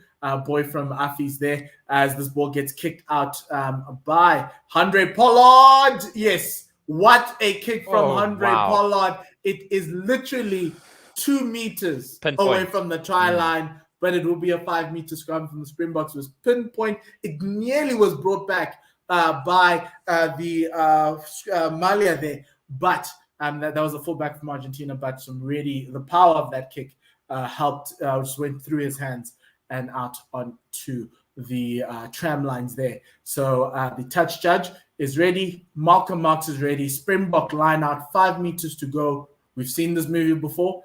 Can they capitalize on it? This time it's a maul. A really good catch there from Franco Mostert as the second jumper there. And it is moving. The maul is moving. The maul is moving. It is going onto the try line. And it's Malcolm Marx at the base of that maul. It just disintegrated and opened up for the Springboks. Argentina had no response. And the Springboks take the score to 27. Yeah, it's a massive lead now that the Springboks have, and it's the 7th international try for Malcolm Marx, but it's all through the work there of Franco Mostert and his team in the maul. Good throw by the hooker, but organizing the men was Franco Mostert. Wonderful bit of work, and Springboks have their second try.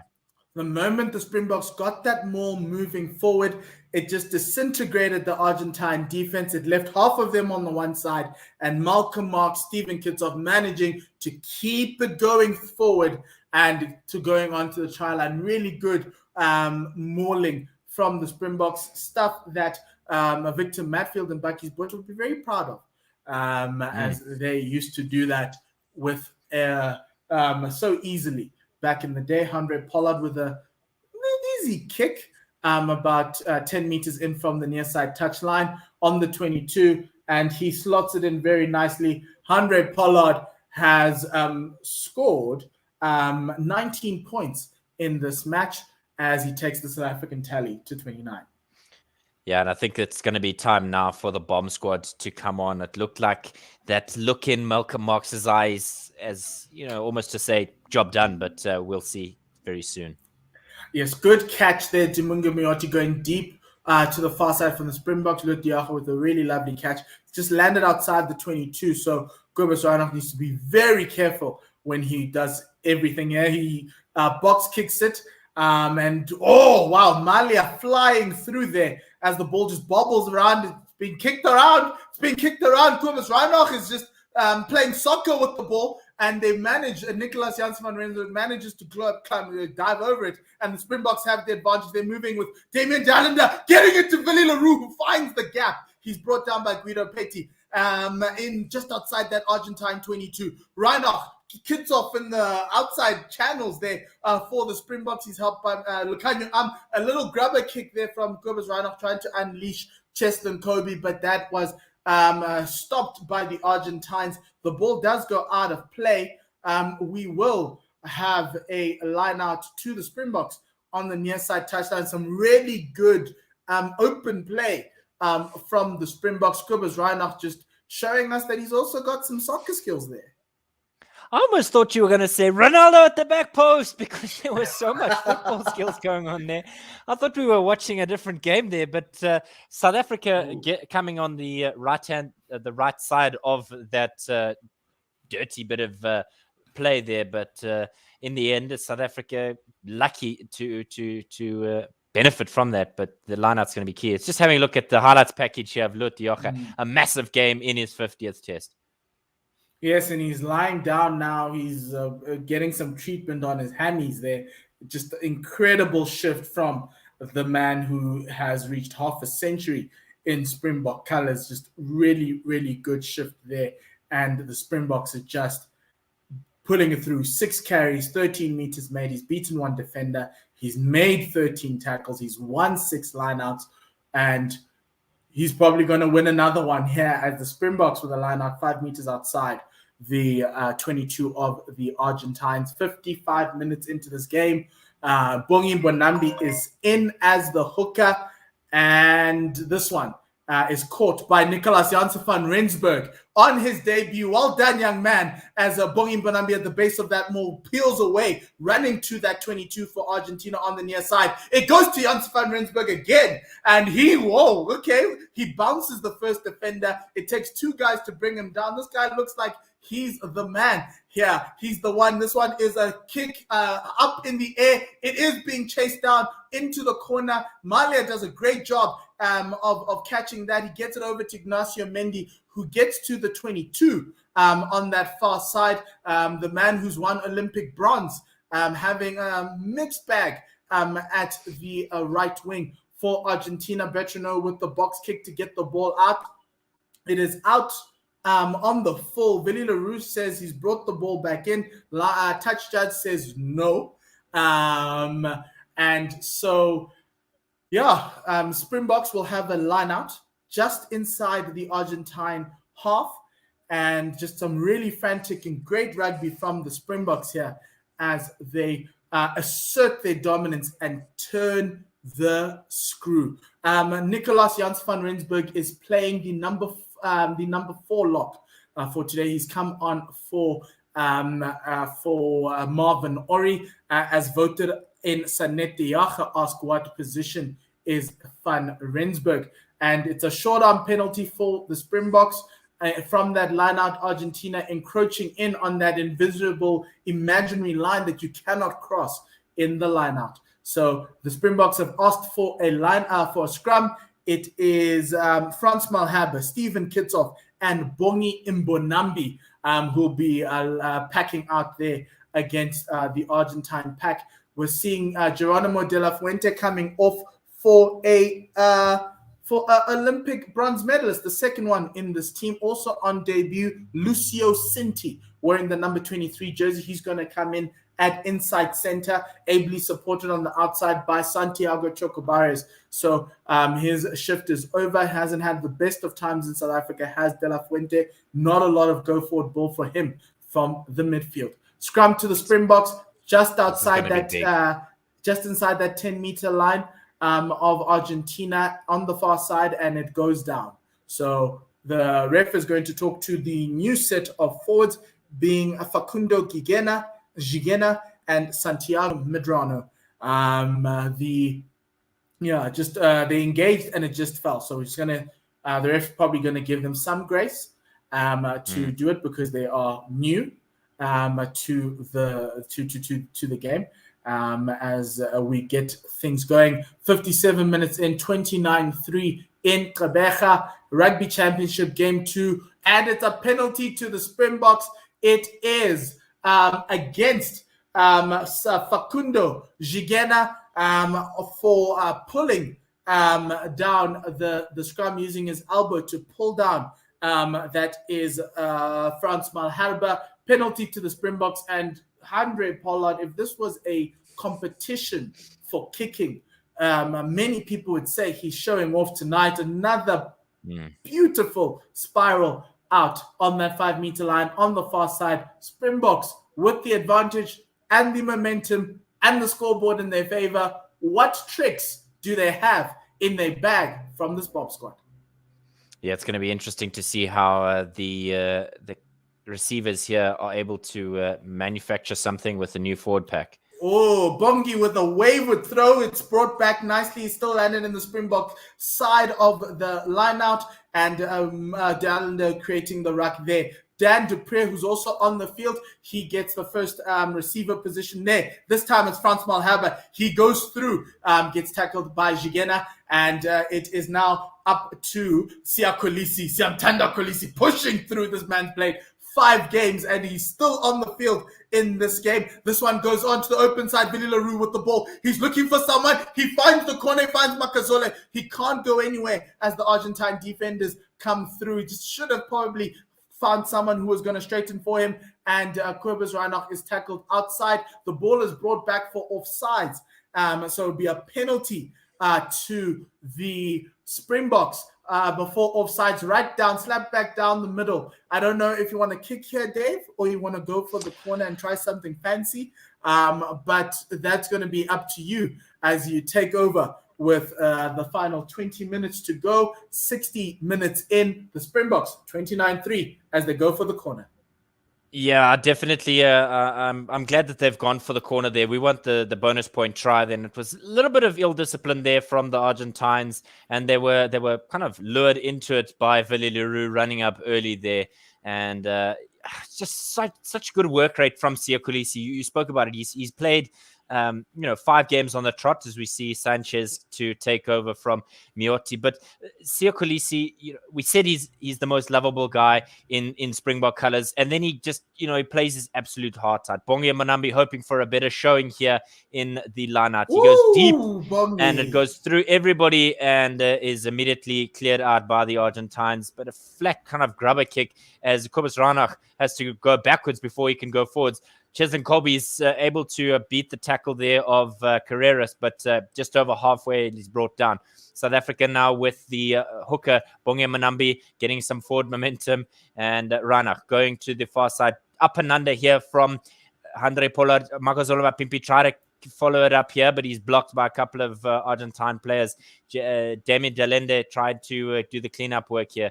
Argentina between halfway and 22 far side of the park. Remember, they're playing right to left, and the Springboks, the inverse, left to right. Box kick coming here from Bertrano. It goes high into the air. South African fullback Willie Leroux is able to collect and immediately gets rid of it and pops it to Makazole Mapimpi, who runs into traffic. Work from Gqeberha. Hopefully he doesn't slow it down. South Africa with some forward momentum. Kitshoff collects it nicely and isn't really able to get that far forward ahead with his support staff, as again there's a opportunity for the Springboks to get a cross kick. They do through Handré Pollard. It swirls and goes backwards almost as Cheslin Kolbe tries to collect it there. But the Argentina are the beneficiaries of that. They've done some wonderful hard work here as we see Escura on the ball. Bertrano switching it through the hands. He's trying to get it through to Sanchez, who looks like has he knocked it on? No, rather the Argentinians rather. It's a second movement from have Montoya, a penalty. But they have a penalty for offside, so the ref's going to bring it back to that. But the Springboks have found themselves. Yeah, the Springboks have found themselves under a little bit of pressure. Handré Pollard just lacking a little bit of execution. You can see that you've got the bench on now. There's a little bit of confusion from a defensive perspective. Gqeberha was the man who was offside, like really way offside. He's a little bit tired. I'd give Jaden Hendricks 20 minutes if I was Jacques Nienaber, because I'd love to see Jaden Hendricks get another go in the team. Many say he's like Farid Priya, so I'd like to see that. Kwagga Smith is now on for Lut Diaga, so that would mean Franco Mostert's going to go out to lock number 5. Yeah, to partner Nicolaas Janssen van Rensburg. Good throw there, and the Argentines are hoping to get a shove, but they're going sideways towards the touchline, so they're hoping to pop out there at the back. There's good support for the men in the white and blue hoops as they are on the 5-meter line. They've crossed over the 5-meter line. They've held up short. Kwagga Smith doing fantastic work to try and hold up their Argentinians, and it's looking like he's knocked it on as he's tried to get over the try line there, and it's frustrating for them as number 18, Medrano, looks like he might have been the guilty party, if not one of his colleagues will be the sinner there. Yes, it's just a very silly error at the base of that maul. Pablo Matera, Medrano was as it got there, it was Gqeberha, the number 17, who had the ball behind him under his arm, and as it fell, the ball popped out. Argentina it's not working out for them today. As we go through some of the comments, Johan van Sails on point, David, you have a Springbok South African heart like me. Well done, boys. Enjoy you guys. Keep on the good work. Brian Master tonight need to leave. Go Booker. Thank you, Johan. We've got comments from Donny Stradham says, yes, Suzanne, they make us proud again of Springbok Rugby, and I think we have a good chance to win, to beat New Zealand also. Yeah, that penalty was quickly taken from the scrum. It was a collapse scrum once again, and so South Africa setting up now with Gqeberha at the back of the ruck. He's going to throw it to Handré Pollard, who will probably clear this just to get rid of it. They don't. They go through the box kick from Reinach, and that's from almost in front of his try line. Good bit of catching there from the number 11 Carreras. He dummies a line-out throw, quick one there, but deciding not to go with it. 60 4.5 minutes in this game gone. South Africa lead 29 points to 3. The Argentinians in their home game at Nelson Mandela Bay Stadium in Gqeberha are playing catch up, and they have almost since the first half. But a wonderful bit of work there by the Springboks to overturn it. Reinach now with Kwagga Smith getting over the 22-meter line. He was hammered there just over the 22-meter line. Reinach now again setting up for what looks like a box kick. And he's got some support there from his forwards. Who will be the man to chase it down? It looks like Cheslin Colby is the intended recipient. He doesn't manage to get it, and South Africa are now having to set up as the Argentines penalty advantage to Argentina. Yeah, it was a penalty advantage, and I thought he blew his whistle there. He motioned as if he was going to. But Bertrand was looking for the advantage to try and force Argentina forward. Yeah, Sanchez clears his line there and gets it over the touchline near side of the park. But it was all set up through that wonderful bit of work in the ruck and tackle region by the Argentines. Cheslin Colby's, had hands on the ball, but not able to do so.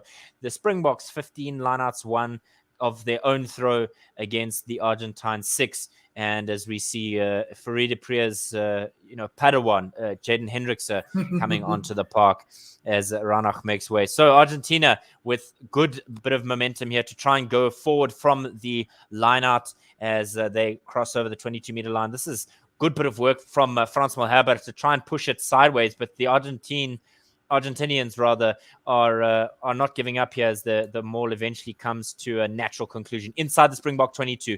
Wonderful bit of throwing there to find Lavanini as again Bertrand finds a forward option for him to get going. They go from the near side to the far side, and the recipient is Gqeberha Facundo, one of 2 in this Argentinian team. The ball going through the hands, and they've knocked it on, it looks like, as the South Africans are able to clean up through Lucanio Armand. They get go ahead here. Jaden Hendrickse with his first touch of the game, and we hope he actually decides to get rid of the ball. It's not 6 months later. Come on. Here we go. Dan de Priya with some support from Steven Kitsoff, getting over the 22-meter line. Hendrickse finds Nicolaas Janssen van Rensburg, who beats 1 tackle and gets some yardage here. Hendrickse is clearly a fan of actually trying to get the ball to go ahead here, and does so with a box kick, a high hanging box kick. We've seen from this Gqeberha air that it doesn't just come down nicely for you. It kind of swirls and bobbles and goes back and forth as Argentina gets some good work from the counter ruck here, and they're trying to upset the style of play of the Springboks through Mendy, but he's brought down by Hendrickse, who's a mean scrummager, not a scrummager, rather defense. A ruck master. But there's a knock on there by the Springboks, and the Argentinians I giggled there a little. Try again. I giggled there a little because Jaden Hendrickse was setting up his first ruck, and in his eye line was Nicolaas Janssen van Rensburg just standing there, not knowing what to do. And so Jaden was like, "Get in!" And he did. But Nicolaas Janssen van Rensburg's not sure about where he needs to place himself. It is his first game, but so far doing really well, tackling well, carrying well, and doing a really good job. And yeah, just a very, very good game from the Springboks so far. Gqeberha Reinach has had a monster game, 38 meters made. He's beaten 2 defenders. He's crossed the gain line 6 times. He's made 8 tackles. A really, really good game there from Gqeberha Reinach. As we see a scrum being set up, gives us time to look at some comments. Miriam Chilwani says, Batubamudimu, Springboks, duh. Matthew Sinatemba Kafu says, thanks for the commentary, guys. Keep it up. Susan Stradom says, I agree, Matthew. They're doing a sterling job. That's you, Dave. And then Jared Robertson says, thanks for the commentary, gents. One day I will koi imali to watch the boys go a boka. Zama says, Pambili. Jared Robertson says, Coca. That is true. Coca imali. It's very expensive to watch the Springboks. Hopefully we can watch them soon once everyone is vaccinated and they open up the stadiums. Scrum has collapsed. Yes. It will be a scrum penalty not a scrum penalty, a short-arm penalty to the Springboks. Oh no, it is a full. It's a full penalty. Full penalty. Yeah, there's a full one to the Springboks. Frans Malherbe smashing Gqeberha there, and so I think they're going to want another one. Here's a stat. South Africa have lost only one of their last 30 tests in Gqeberha, winning 26, drawing 3. A 26-9 defeat to the British and Irish Lions was the last time they lost in Gqeberha. So maybe we could make 1974. Gqeberha the Wow. national stadium. It's certainly a fortress for the men in green and gold. As last little bit here for me before Mpo wraps up with the final 10 minutes. Hendrikse feeds into the Springbok scrum. It is staying stagnant as he finds Hendrikse, who goes to Delende, who absolutely bounces the Argentinian number 22 and gets some go-ahead through. Well, Sanchez is the guilty party there, but Kwagga Smith on halfway line with South Africa. I'm sure they're going to go through the hands. They're surely not to think to box kick from here, but I stand corrected. They do box kick, and the ball is held up as the Argentinians get a short-arm penalty. Okay, Mpo, final 10. Let's wrap it up nicely here, please. Final 10 minutes. Thank you for joining us. Remember, do subscribe to our YouTube channel. Follow us on Facebook as well as on Twitter. We're live on all 3 of those platforms as Argentina with some go-forward ball here from the ensuing scrums, as ensuing rucks, as Nicolas Sanchez with a grubber down behind the Springbok defense. Damian Willemse, who's on for Willie Leroux, cleaning up there just outside the Springbok 5-meter line on the near side. Penalty from the referee for the Springboks against Argentina. Looks like it was offside, as that one is kicked by Andre Pollard out towards the halfway line. South Africa having 10 minutes left to close out this game and go to the top of the Rugby Championship log. Remember, we don't know our next game, as SANZA, the body that controls rugby in the Southern Hemisphere, still need to decide where the final 6 games of the Rugby Championship will be held. This one is a long line out, and it's gone to Dan du Preez. Dan du Preez is leading that maul. He is the man engaging that maul, pulling the South Africans. And as Otto says, it must be a picnic blanket. It doesn't get that. It just collapses, but no penalty given there. And the Springboks move the ball through the hands of Kanyo What a good tackle there from Sinti to get the ball out of Am's hands and into the Argentine territory. They do have a penalty now. From that, it is not a penalty. It's an advantage for knock-on as the Argentines play again. The ball is now back with the Springboks, and the referee has forgotten. He thought he had, but he didn't. And so he brings play back to the halfway line, as we're going to have some fisticuffs for that knock-on. Pushy and shoving. Just a little bit of... but what's Test rugby without a little bit of handbags and fisticuffs towards the end of that game? It looked like they folded Jaden Hendrikse in half. And if I could provide a bit of a description, for those of us who weren't able to have, hot dog rolls with hot dogs, you took a slice of bread, you put the sausage in between, and you folded the bread around it. That is essentially what happened to Jaden Hendrikse there. Dave, he was that folded was a late like tackle. A soft slice of bread. No, it was, and that's why they was pushing tackle. And shoving. And we are, I think the TMO is having a look at that right now. Poor Jaden Hendrikse, hopefully he doesn't have any ligament damage in his right knee, because his left knee stood straight while he was being taken out. And so that's going to be something that looked at. Marcus Creamer was the man with the late tackle. I don't think it was intentional, just obviously a timing thing, but should be a penalty if the TMO comes through. Donnie Stradom says, we've got someone from Argentina. Antonella Fontanes says, Argentina with 3 rugby balls and a blue heart. Thank you for joining us. Johan Fonseca says, thanks guys again. Next time I'm buying a nice scuppy from poor David and Otto. Enjoy. Love you guys. Tobani Kiva says, thank you guys. This is awesome. Tell your friends, tell everybody that One World Sports Radio has you covered for all South African sports. We do soccer, we do rugby, and most importantly, we do cricket. So Cricket World Cup, we'll be back here in the same one, doing it, and that's starting at the back end of October. But before then, we've got a Sri Lanka tour. They're still trying to look at the TMO, which is why we're just using the moment to advertise what we do. We've also got podcasts as well. All you just need to do is like and subscribe. Follow us on Twitter. Follow us on YouTube as well. And you'll be notified when we go live again. We're just waiting on assuming the TMO is now looking at people who are fighting and throwing punches. Yeah. Possibly. So there was an Argentinian player on the ground that was, as a result of some rucking, and he was, injured, and then as a result of that late tackle on Jaden Hendricks, Franco Mostert immediately stepped in and thought he'd have a word or two with the Argentine there. Yeah, I mean, it's unnecessary. You can see there's almost a hesitation in waiting to have the tackle there from Kramer, and so that's why Franco Mostert's had a bit of an issue with it, as well as it's unsafe. It's unnecessary. So Jaden Hendricks is getting serious attention on that leg. He's gonna go onto the stretcher. It's just so unfortunate for the guy playing his second Springbok test, coming out with such a horrific injury to his knee. Hopefully, after the scans, he won't be out for too long because he's such a great talent for the Springboks. Just not sure what the Springboks Brains Trust is going to do as Gqeberha is just sitting on the bench. He's unmoved. Yeah. It might be Cheslin who takes over that position. Well, it looks like he's now standing up.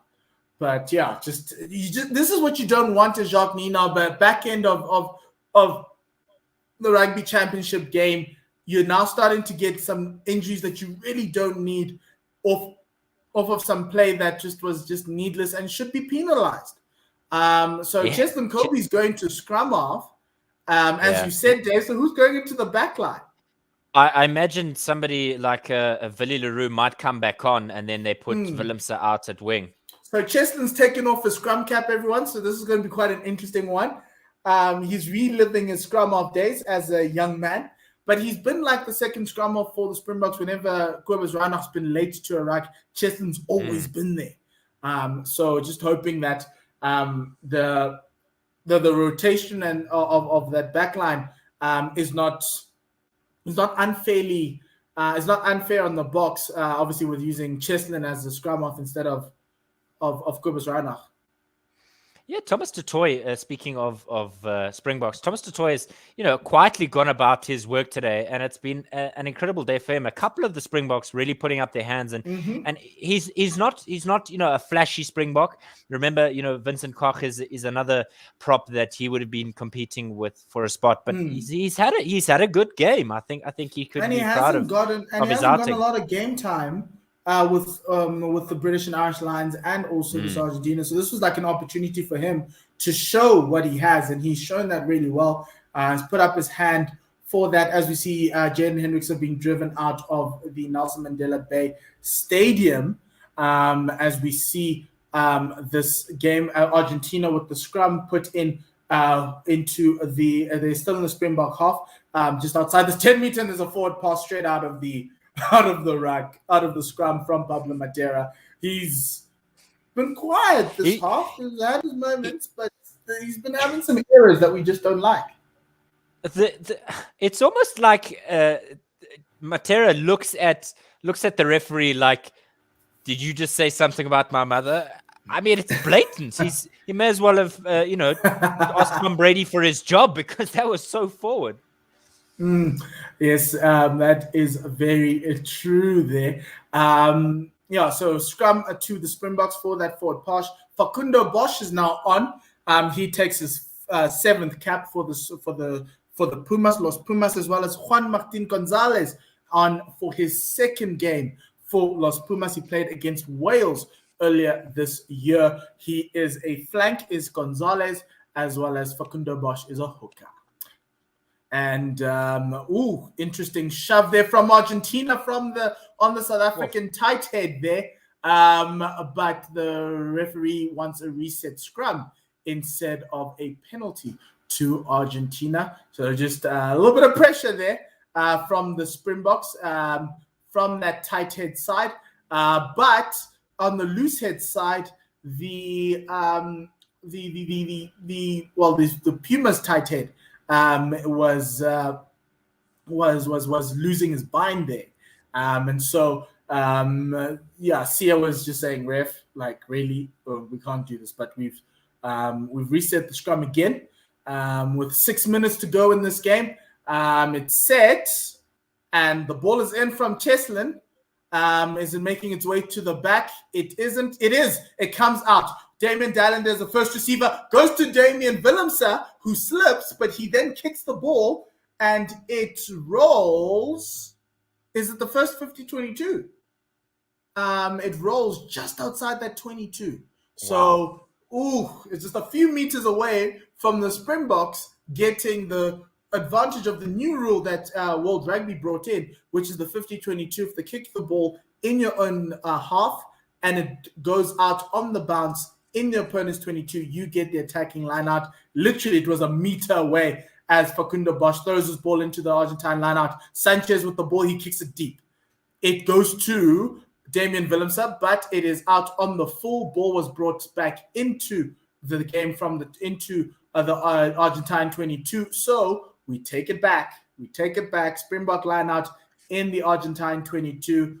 An attacking line out that is, can they end this game on a high with 5 minutes to go?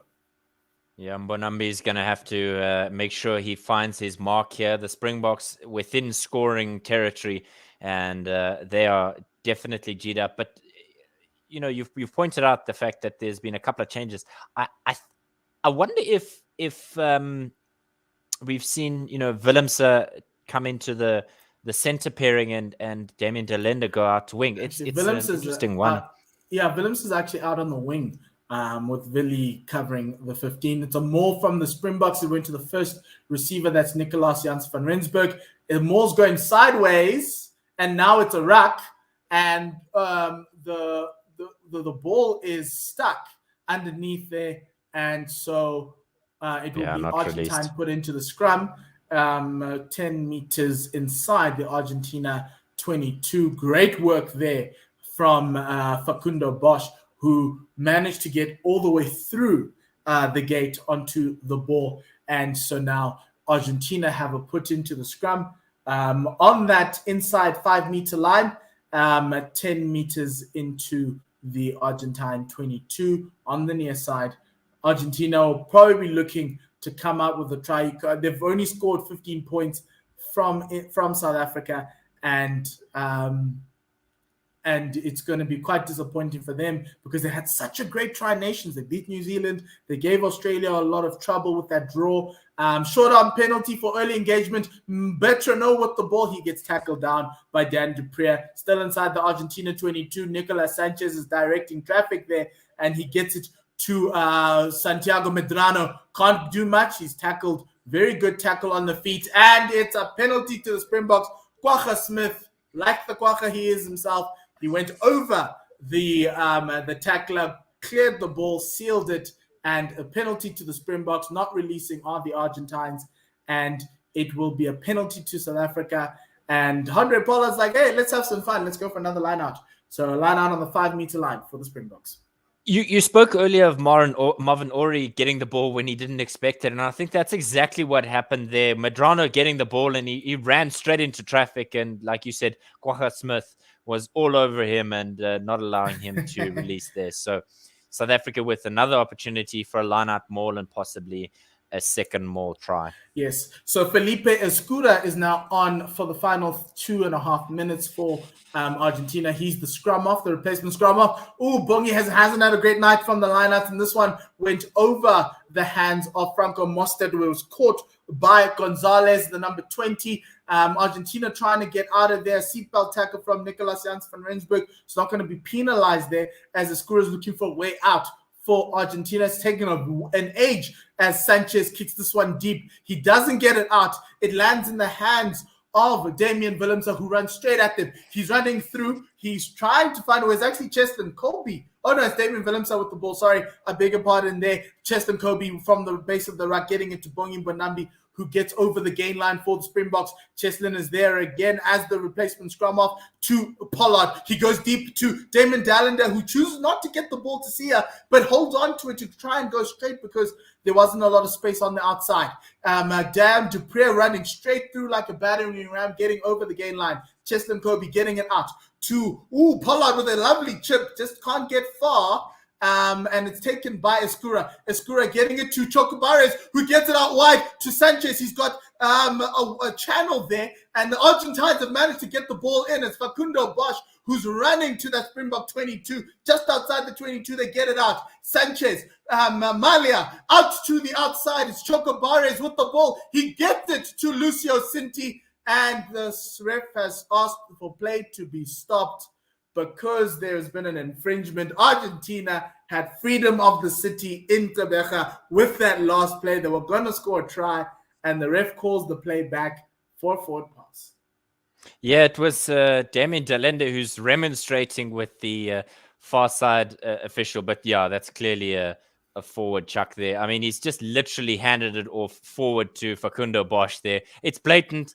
And, it's that final pass from Chocobares. Oh, again. Oh, my word. To Cinti. Yeah, that's also ridiculously forward. So a couple of forward passes there by the Los Pumas. Interestingly enough, there's been there's been like a 15-meter penalty. I'm assuming for some bad words or some disrespect, as the referees moved the ball for the Springboks into the Argentine half, and Andre Pollard messes up the kick. It ends up in the in-goal area.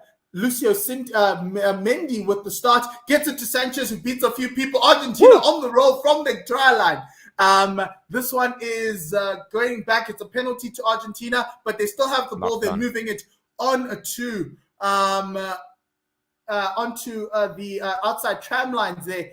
So Nicolas Sanchez trying to do something, bring some magic, some depth there from him, gets it to Lavanini. Great tackle there from Siakolisi. It's actually Lucanio. I'm there, apologies. Nicolas Sanchez with a dummy, and he tries to get the ball back into Chocobares, who is tackled by Janse van Rensburg. It is Gqeberha trying to make his way through. He places the ball for Escura. Sanchez, the tram lines on the far side and the blind side are not that much, but Lucio Cinti finding some space and some gained meters as he gets some gain line success. Facundo Bosch trying to get the ball forward, still tackled. Escura into, that is Alemano, who gets over the gain line there as well. In the middle of the field, just crossed the halfway line as Medrano with some nice little late drive there. Now onto Springbok 10-meter line. Sanchez looking for some magic. He finds Malia there with a lovely inside pass. Alemano there. It's an open try line there, and it is Argentina. Ooh, they messed it up. As Gonzalez had an open channel there. He was the ball out. The Springboks. He tried to find Malia there, but Lucanio somehow defending back, getting the ball, and the Springboks are going to clear their lines and kick the ball out. But no, they're trying to run it out of their 22, and the referee has called penalty for play to be stopped. It's an offside penalty card for Lavanini. It is a yellow card. In the 81st minute? In the 81st minute, the Springboks and Argentina want to play rugby.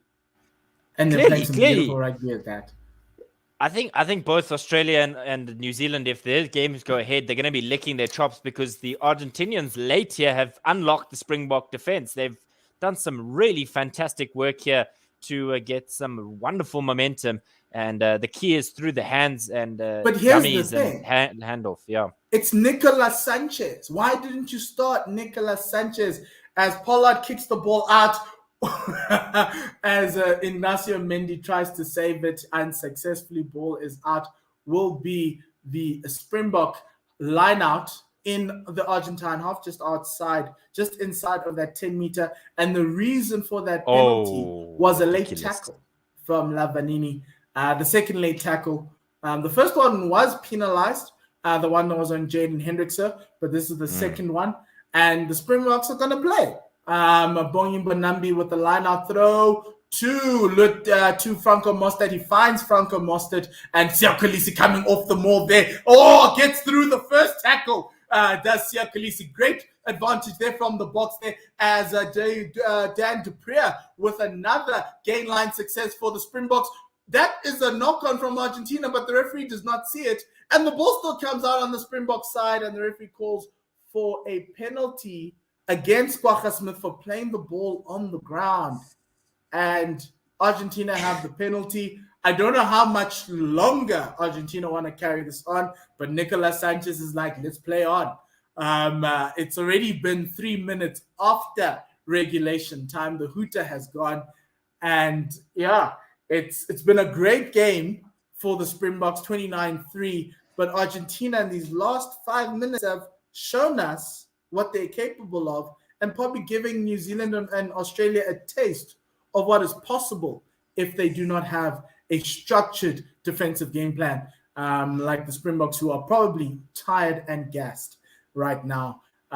This one, Facundo Bosch with the line out, it goes over, misses everybody, and it's a knock-on to Argentina, and Argentina carry on with that advantage. Sanchez, that is Matera trying to take on Gqeberha Smith, a good tackle from Gqeberha. Siya coming in, penalty advantage for the Argentines for an infringement by Siya Kolisi coming in, playing the ball off his feet. Sanchez into Malia and Ignacio Mendy with the knock-on. The player will go back for the penalty. Dave, I'm going to hand over to you for this. We're at risk here. Yeah, we're at risk here of Lavanini coming back after being sent off after the hooter.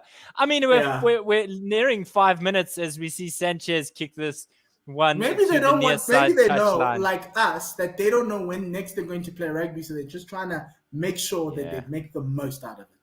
Yeah, it was Siya Kolisi who was the guilty party. There's come around the side, and so the Springbok captain, who will enjoy a rest, I'm sure, in the next game, as now the Argentines on the Springbok near side of the park, about 10 meters out from the try line, have an opportunity to attempt a maul here. They do so through a wonderful bit of throwing there. They find the exact man and they get some shove here. The great work there by the Argentinians after the hooter. 85th minute we're going into now.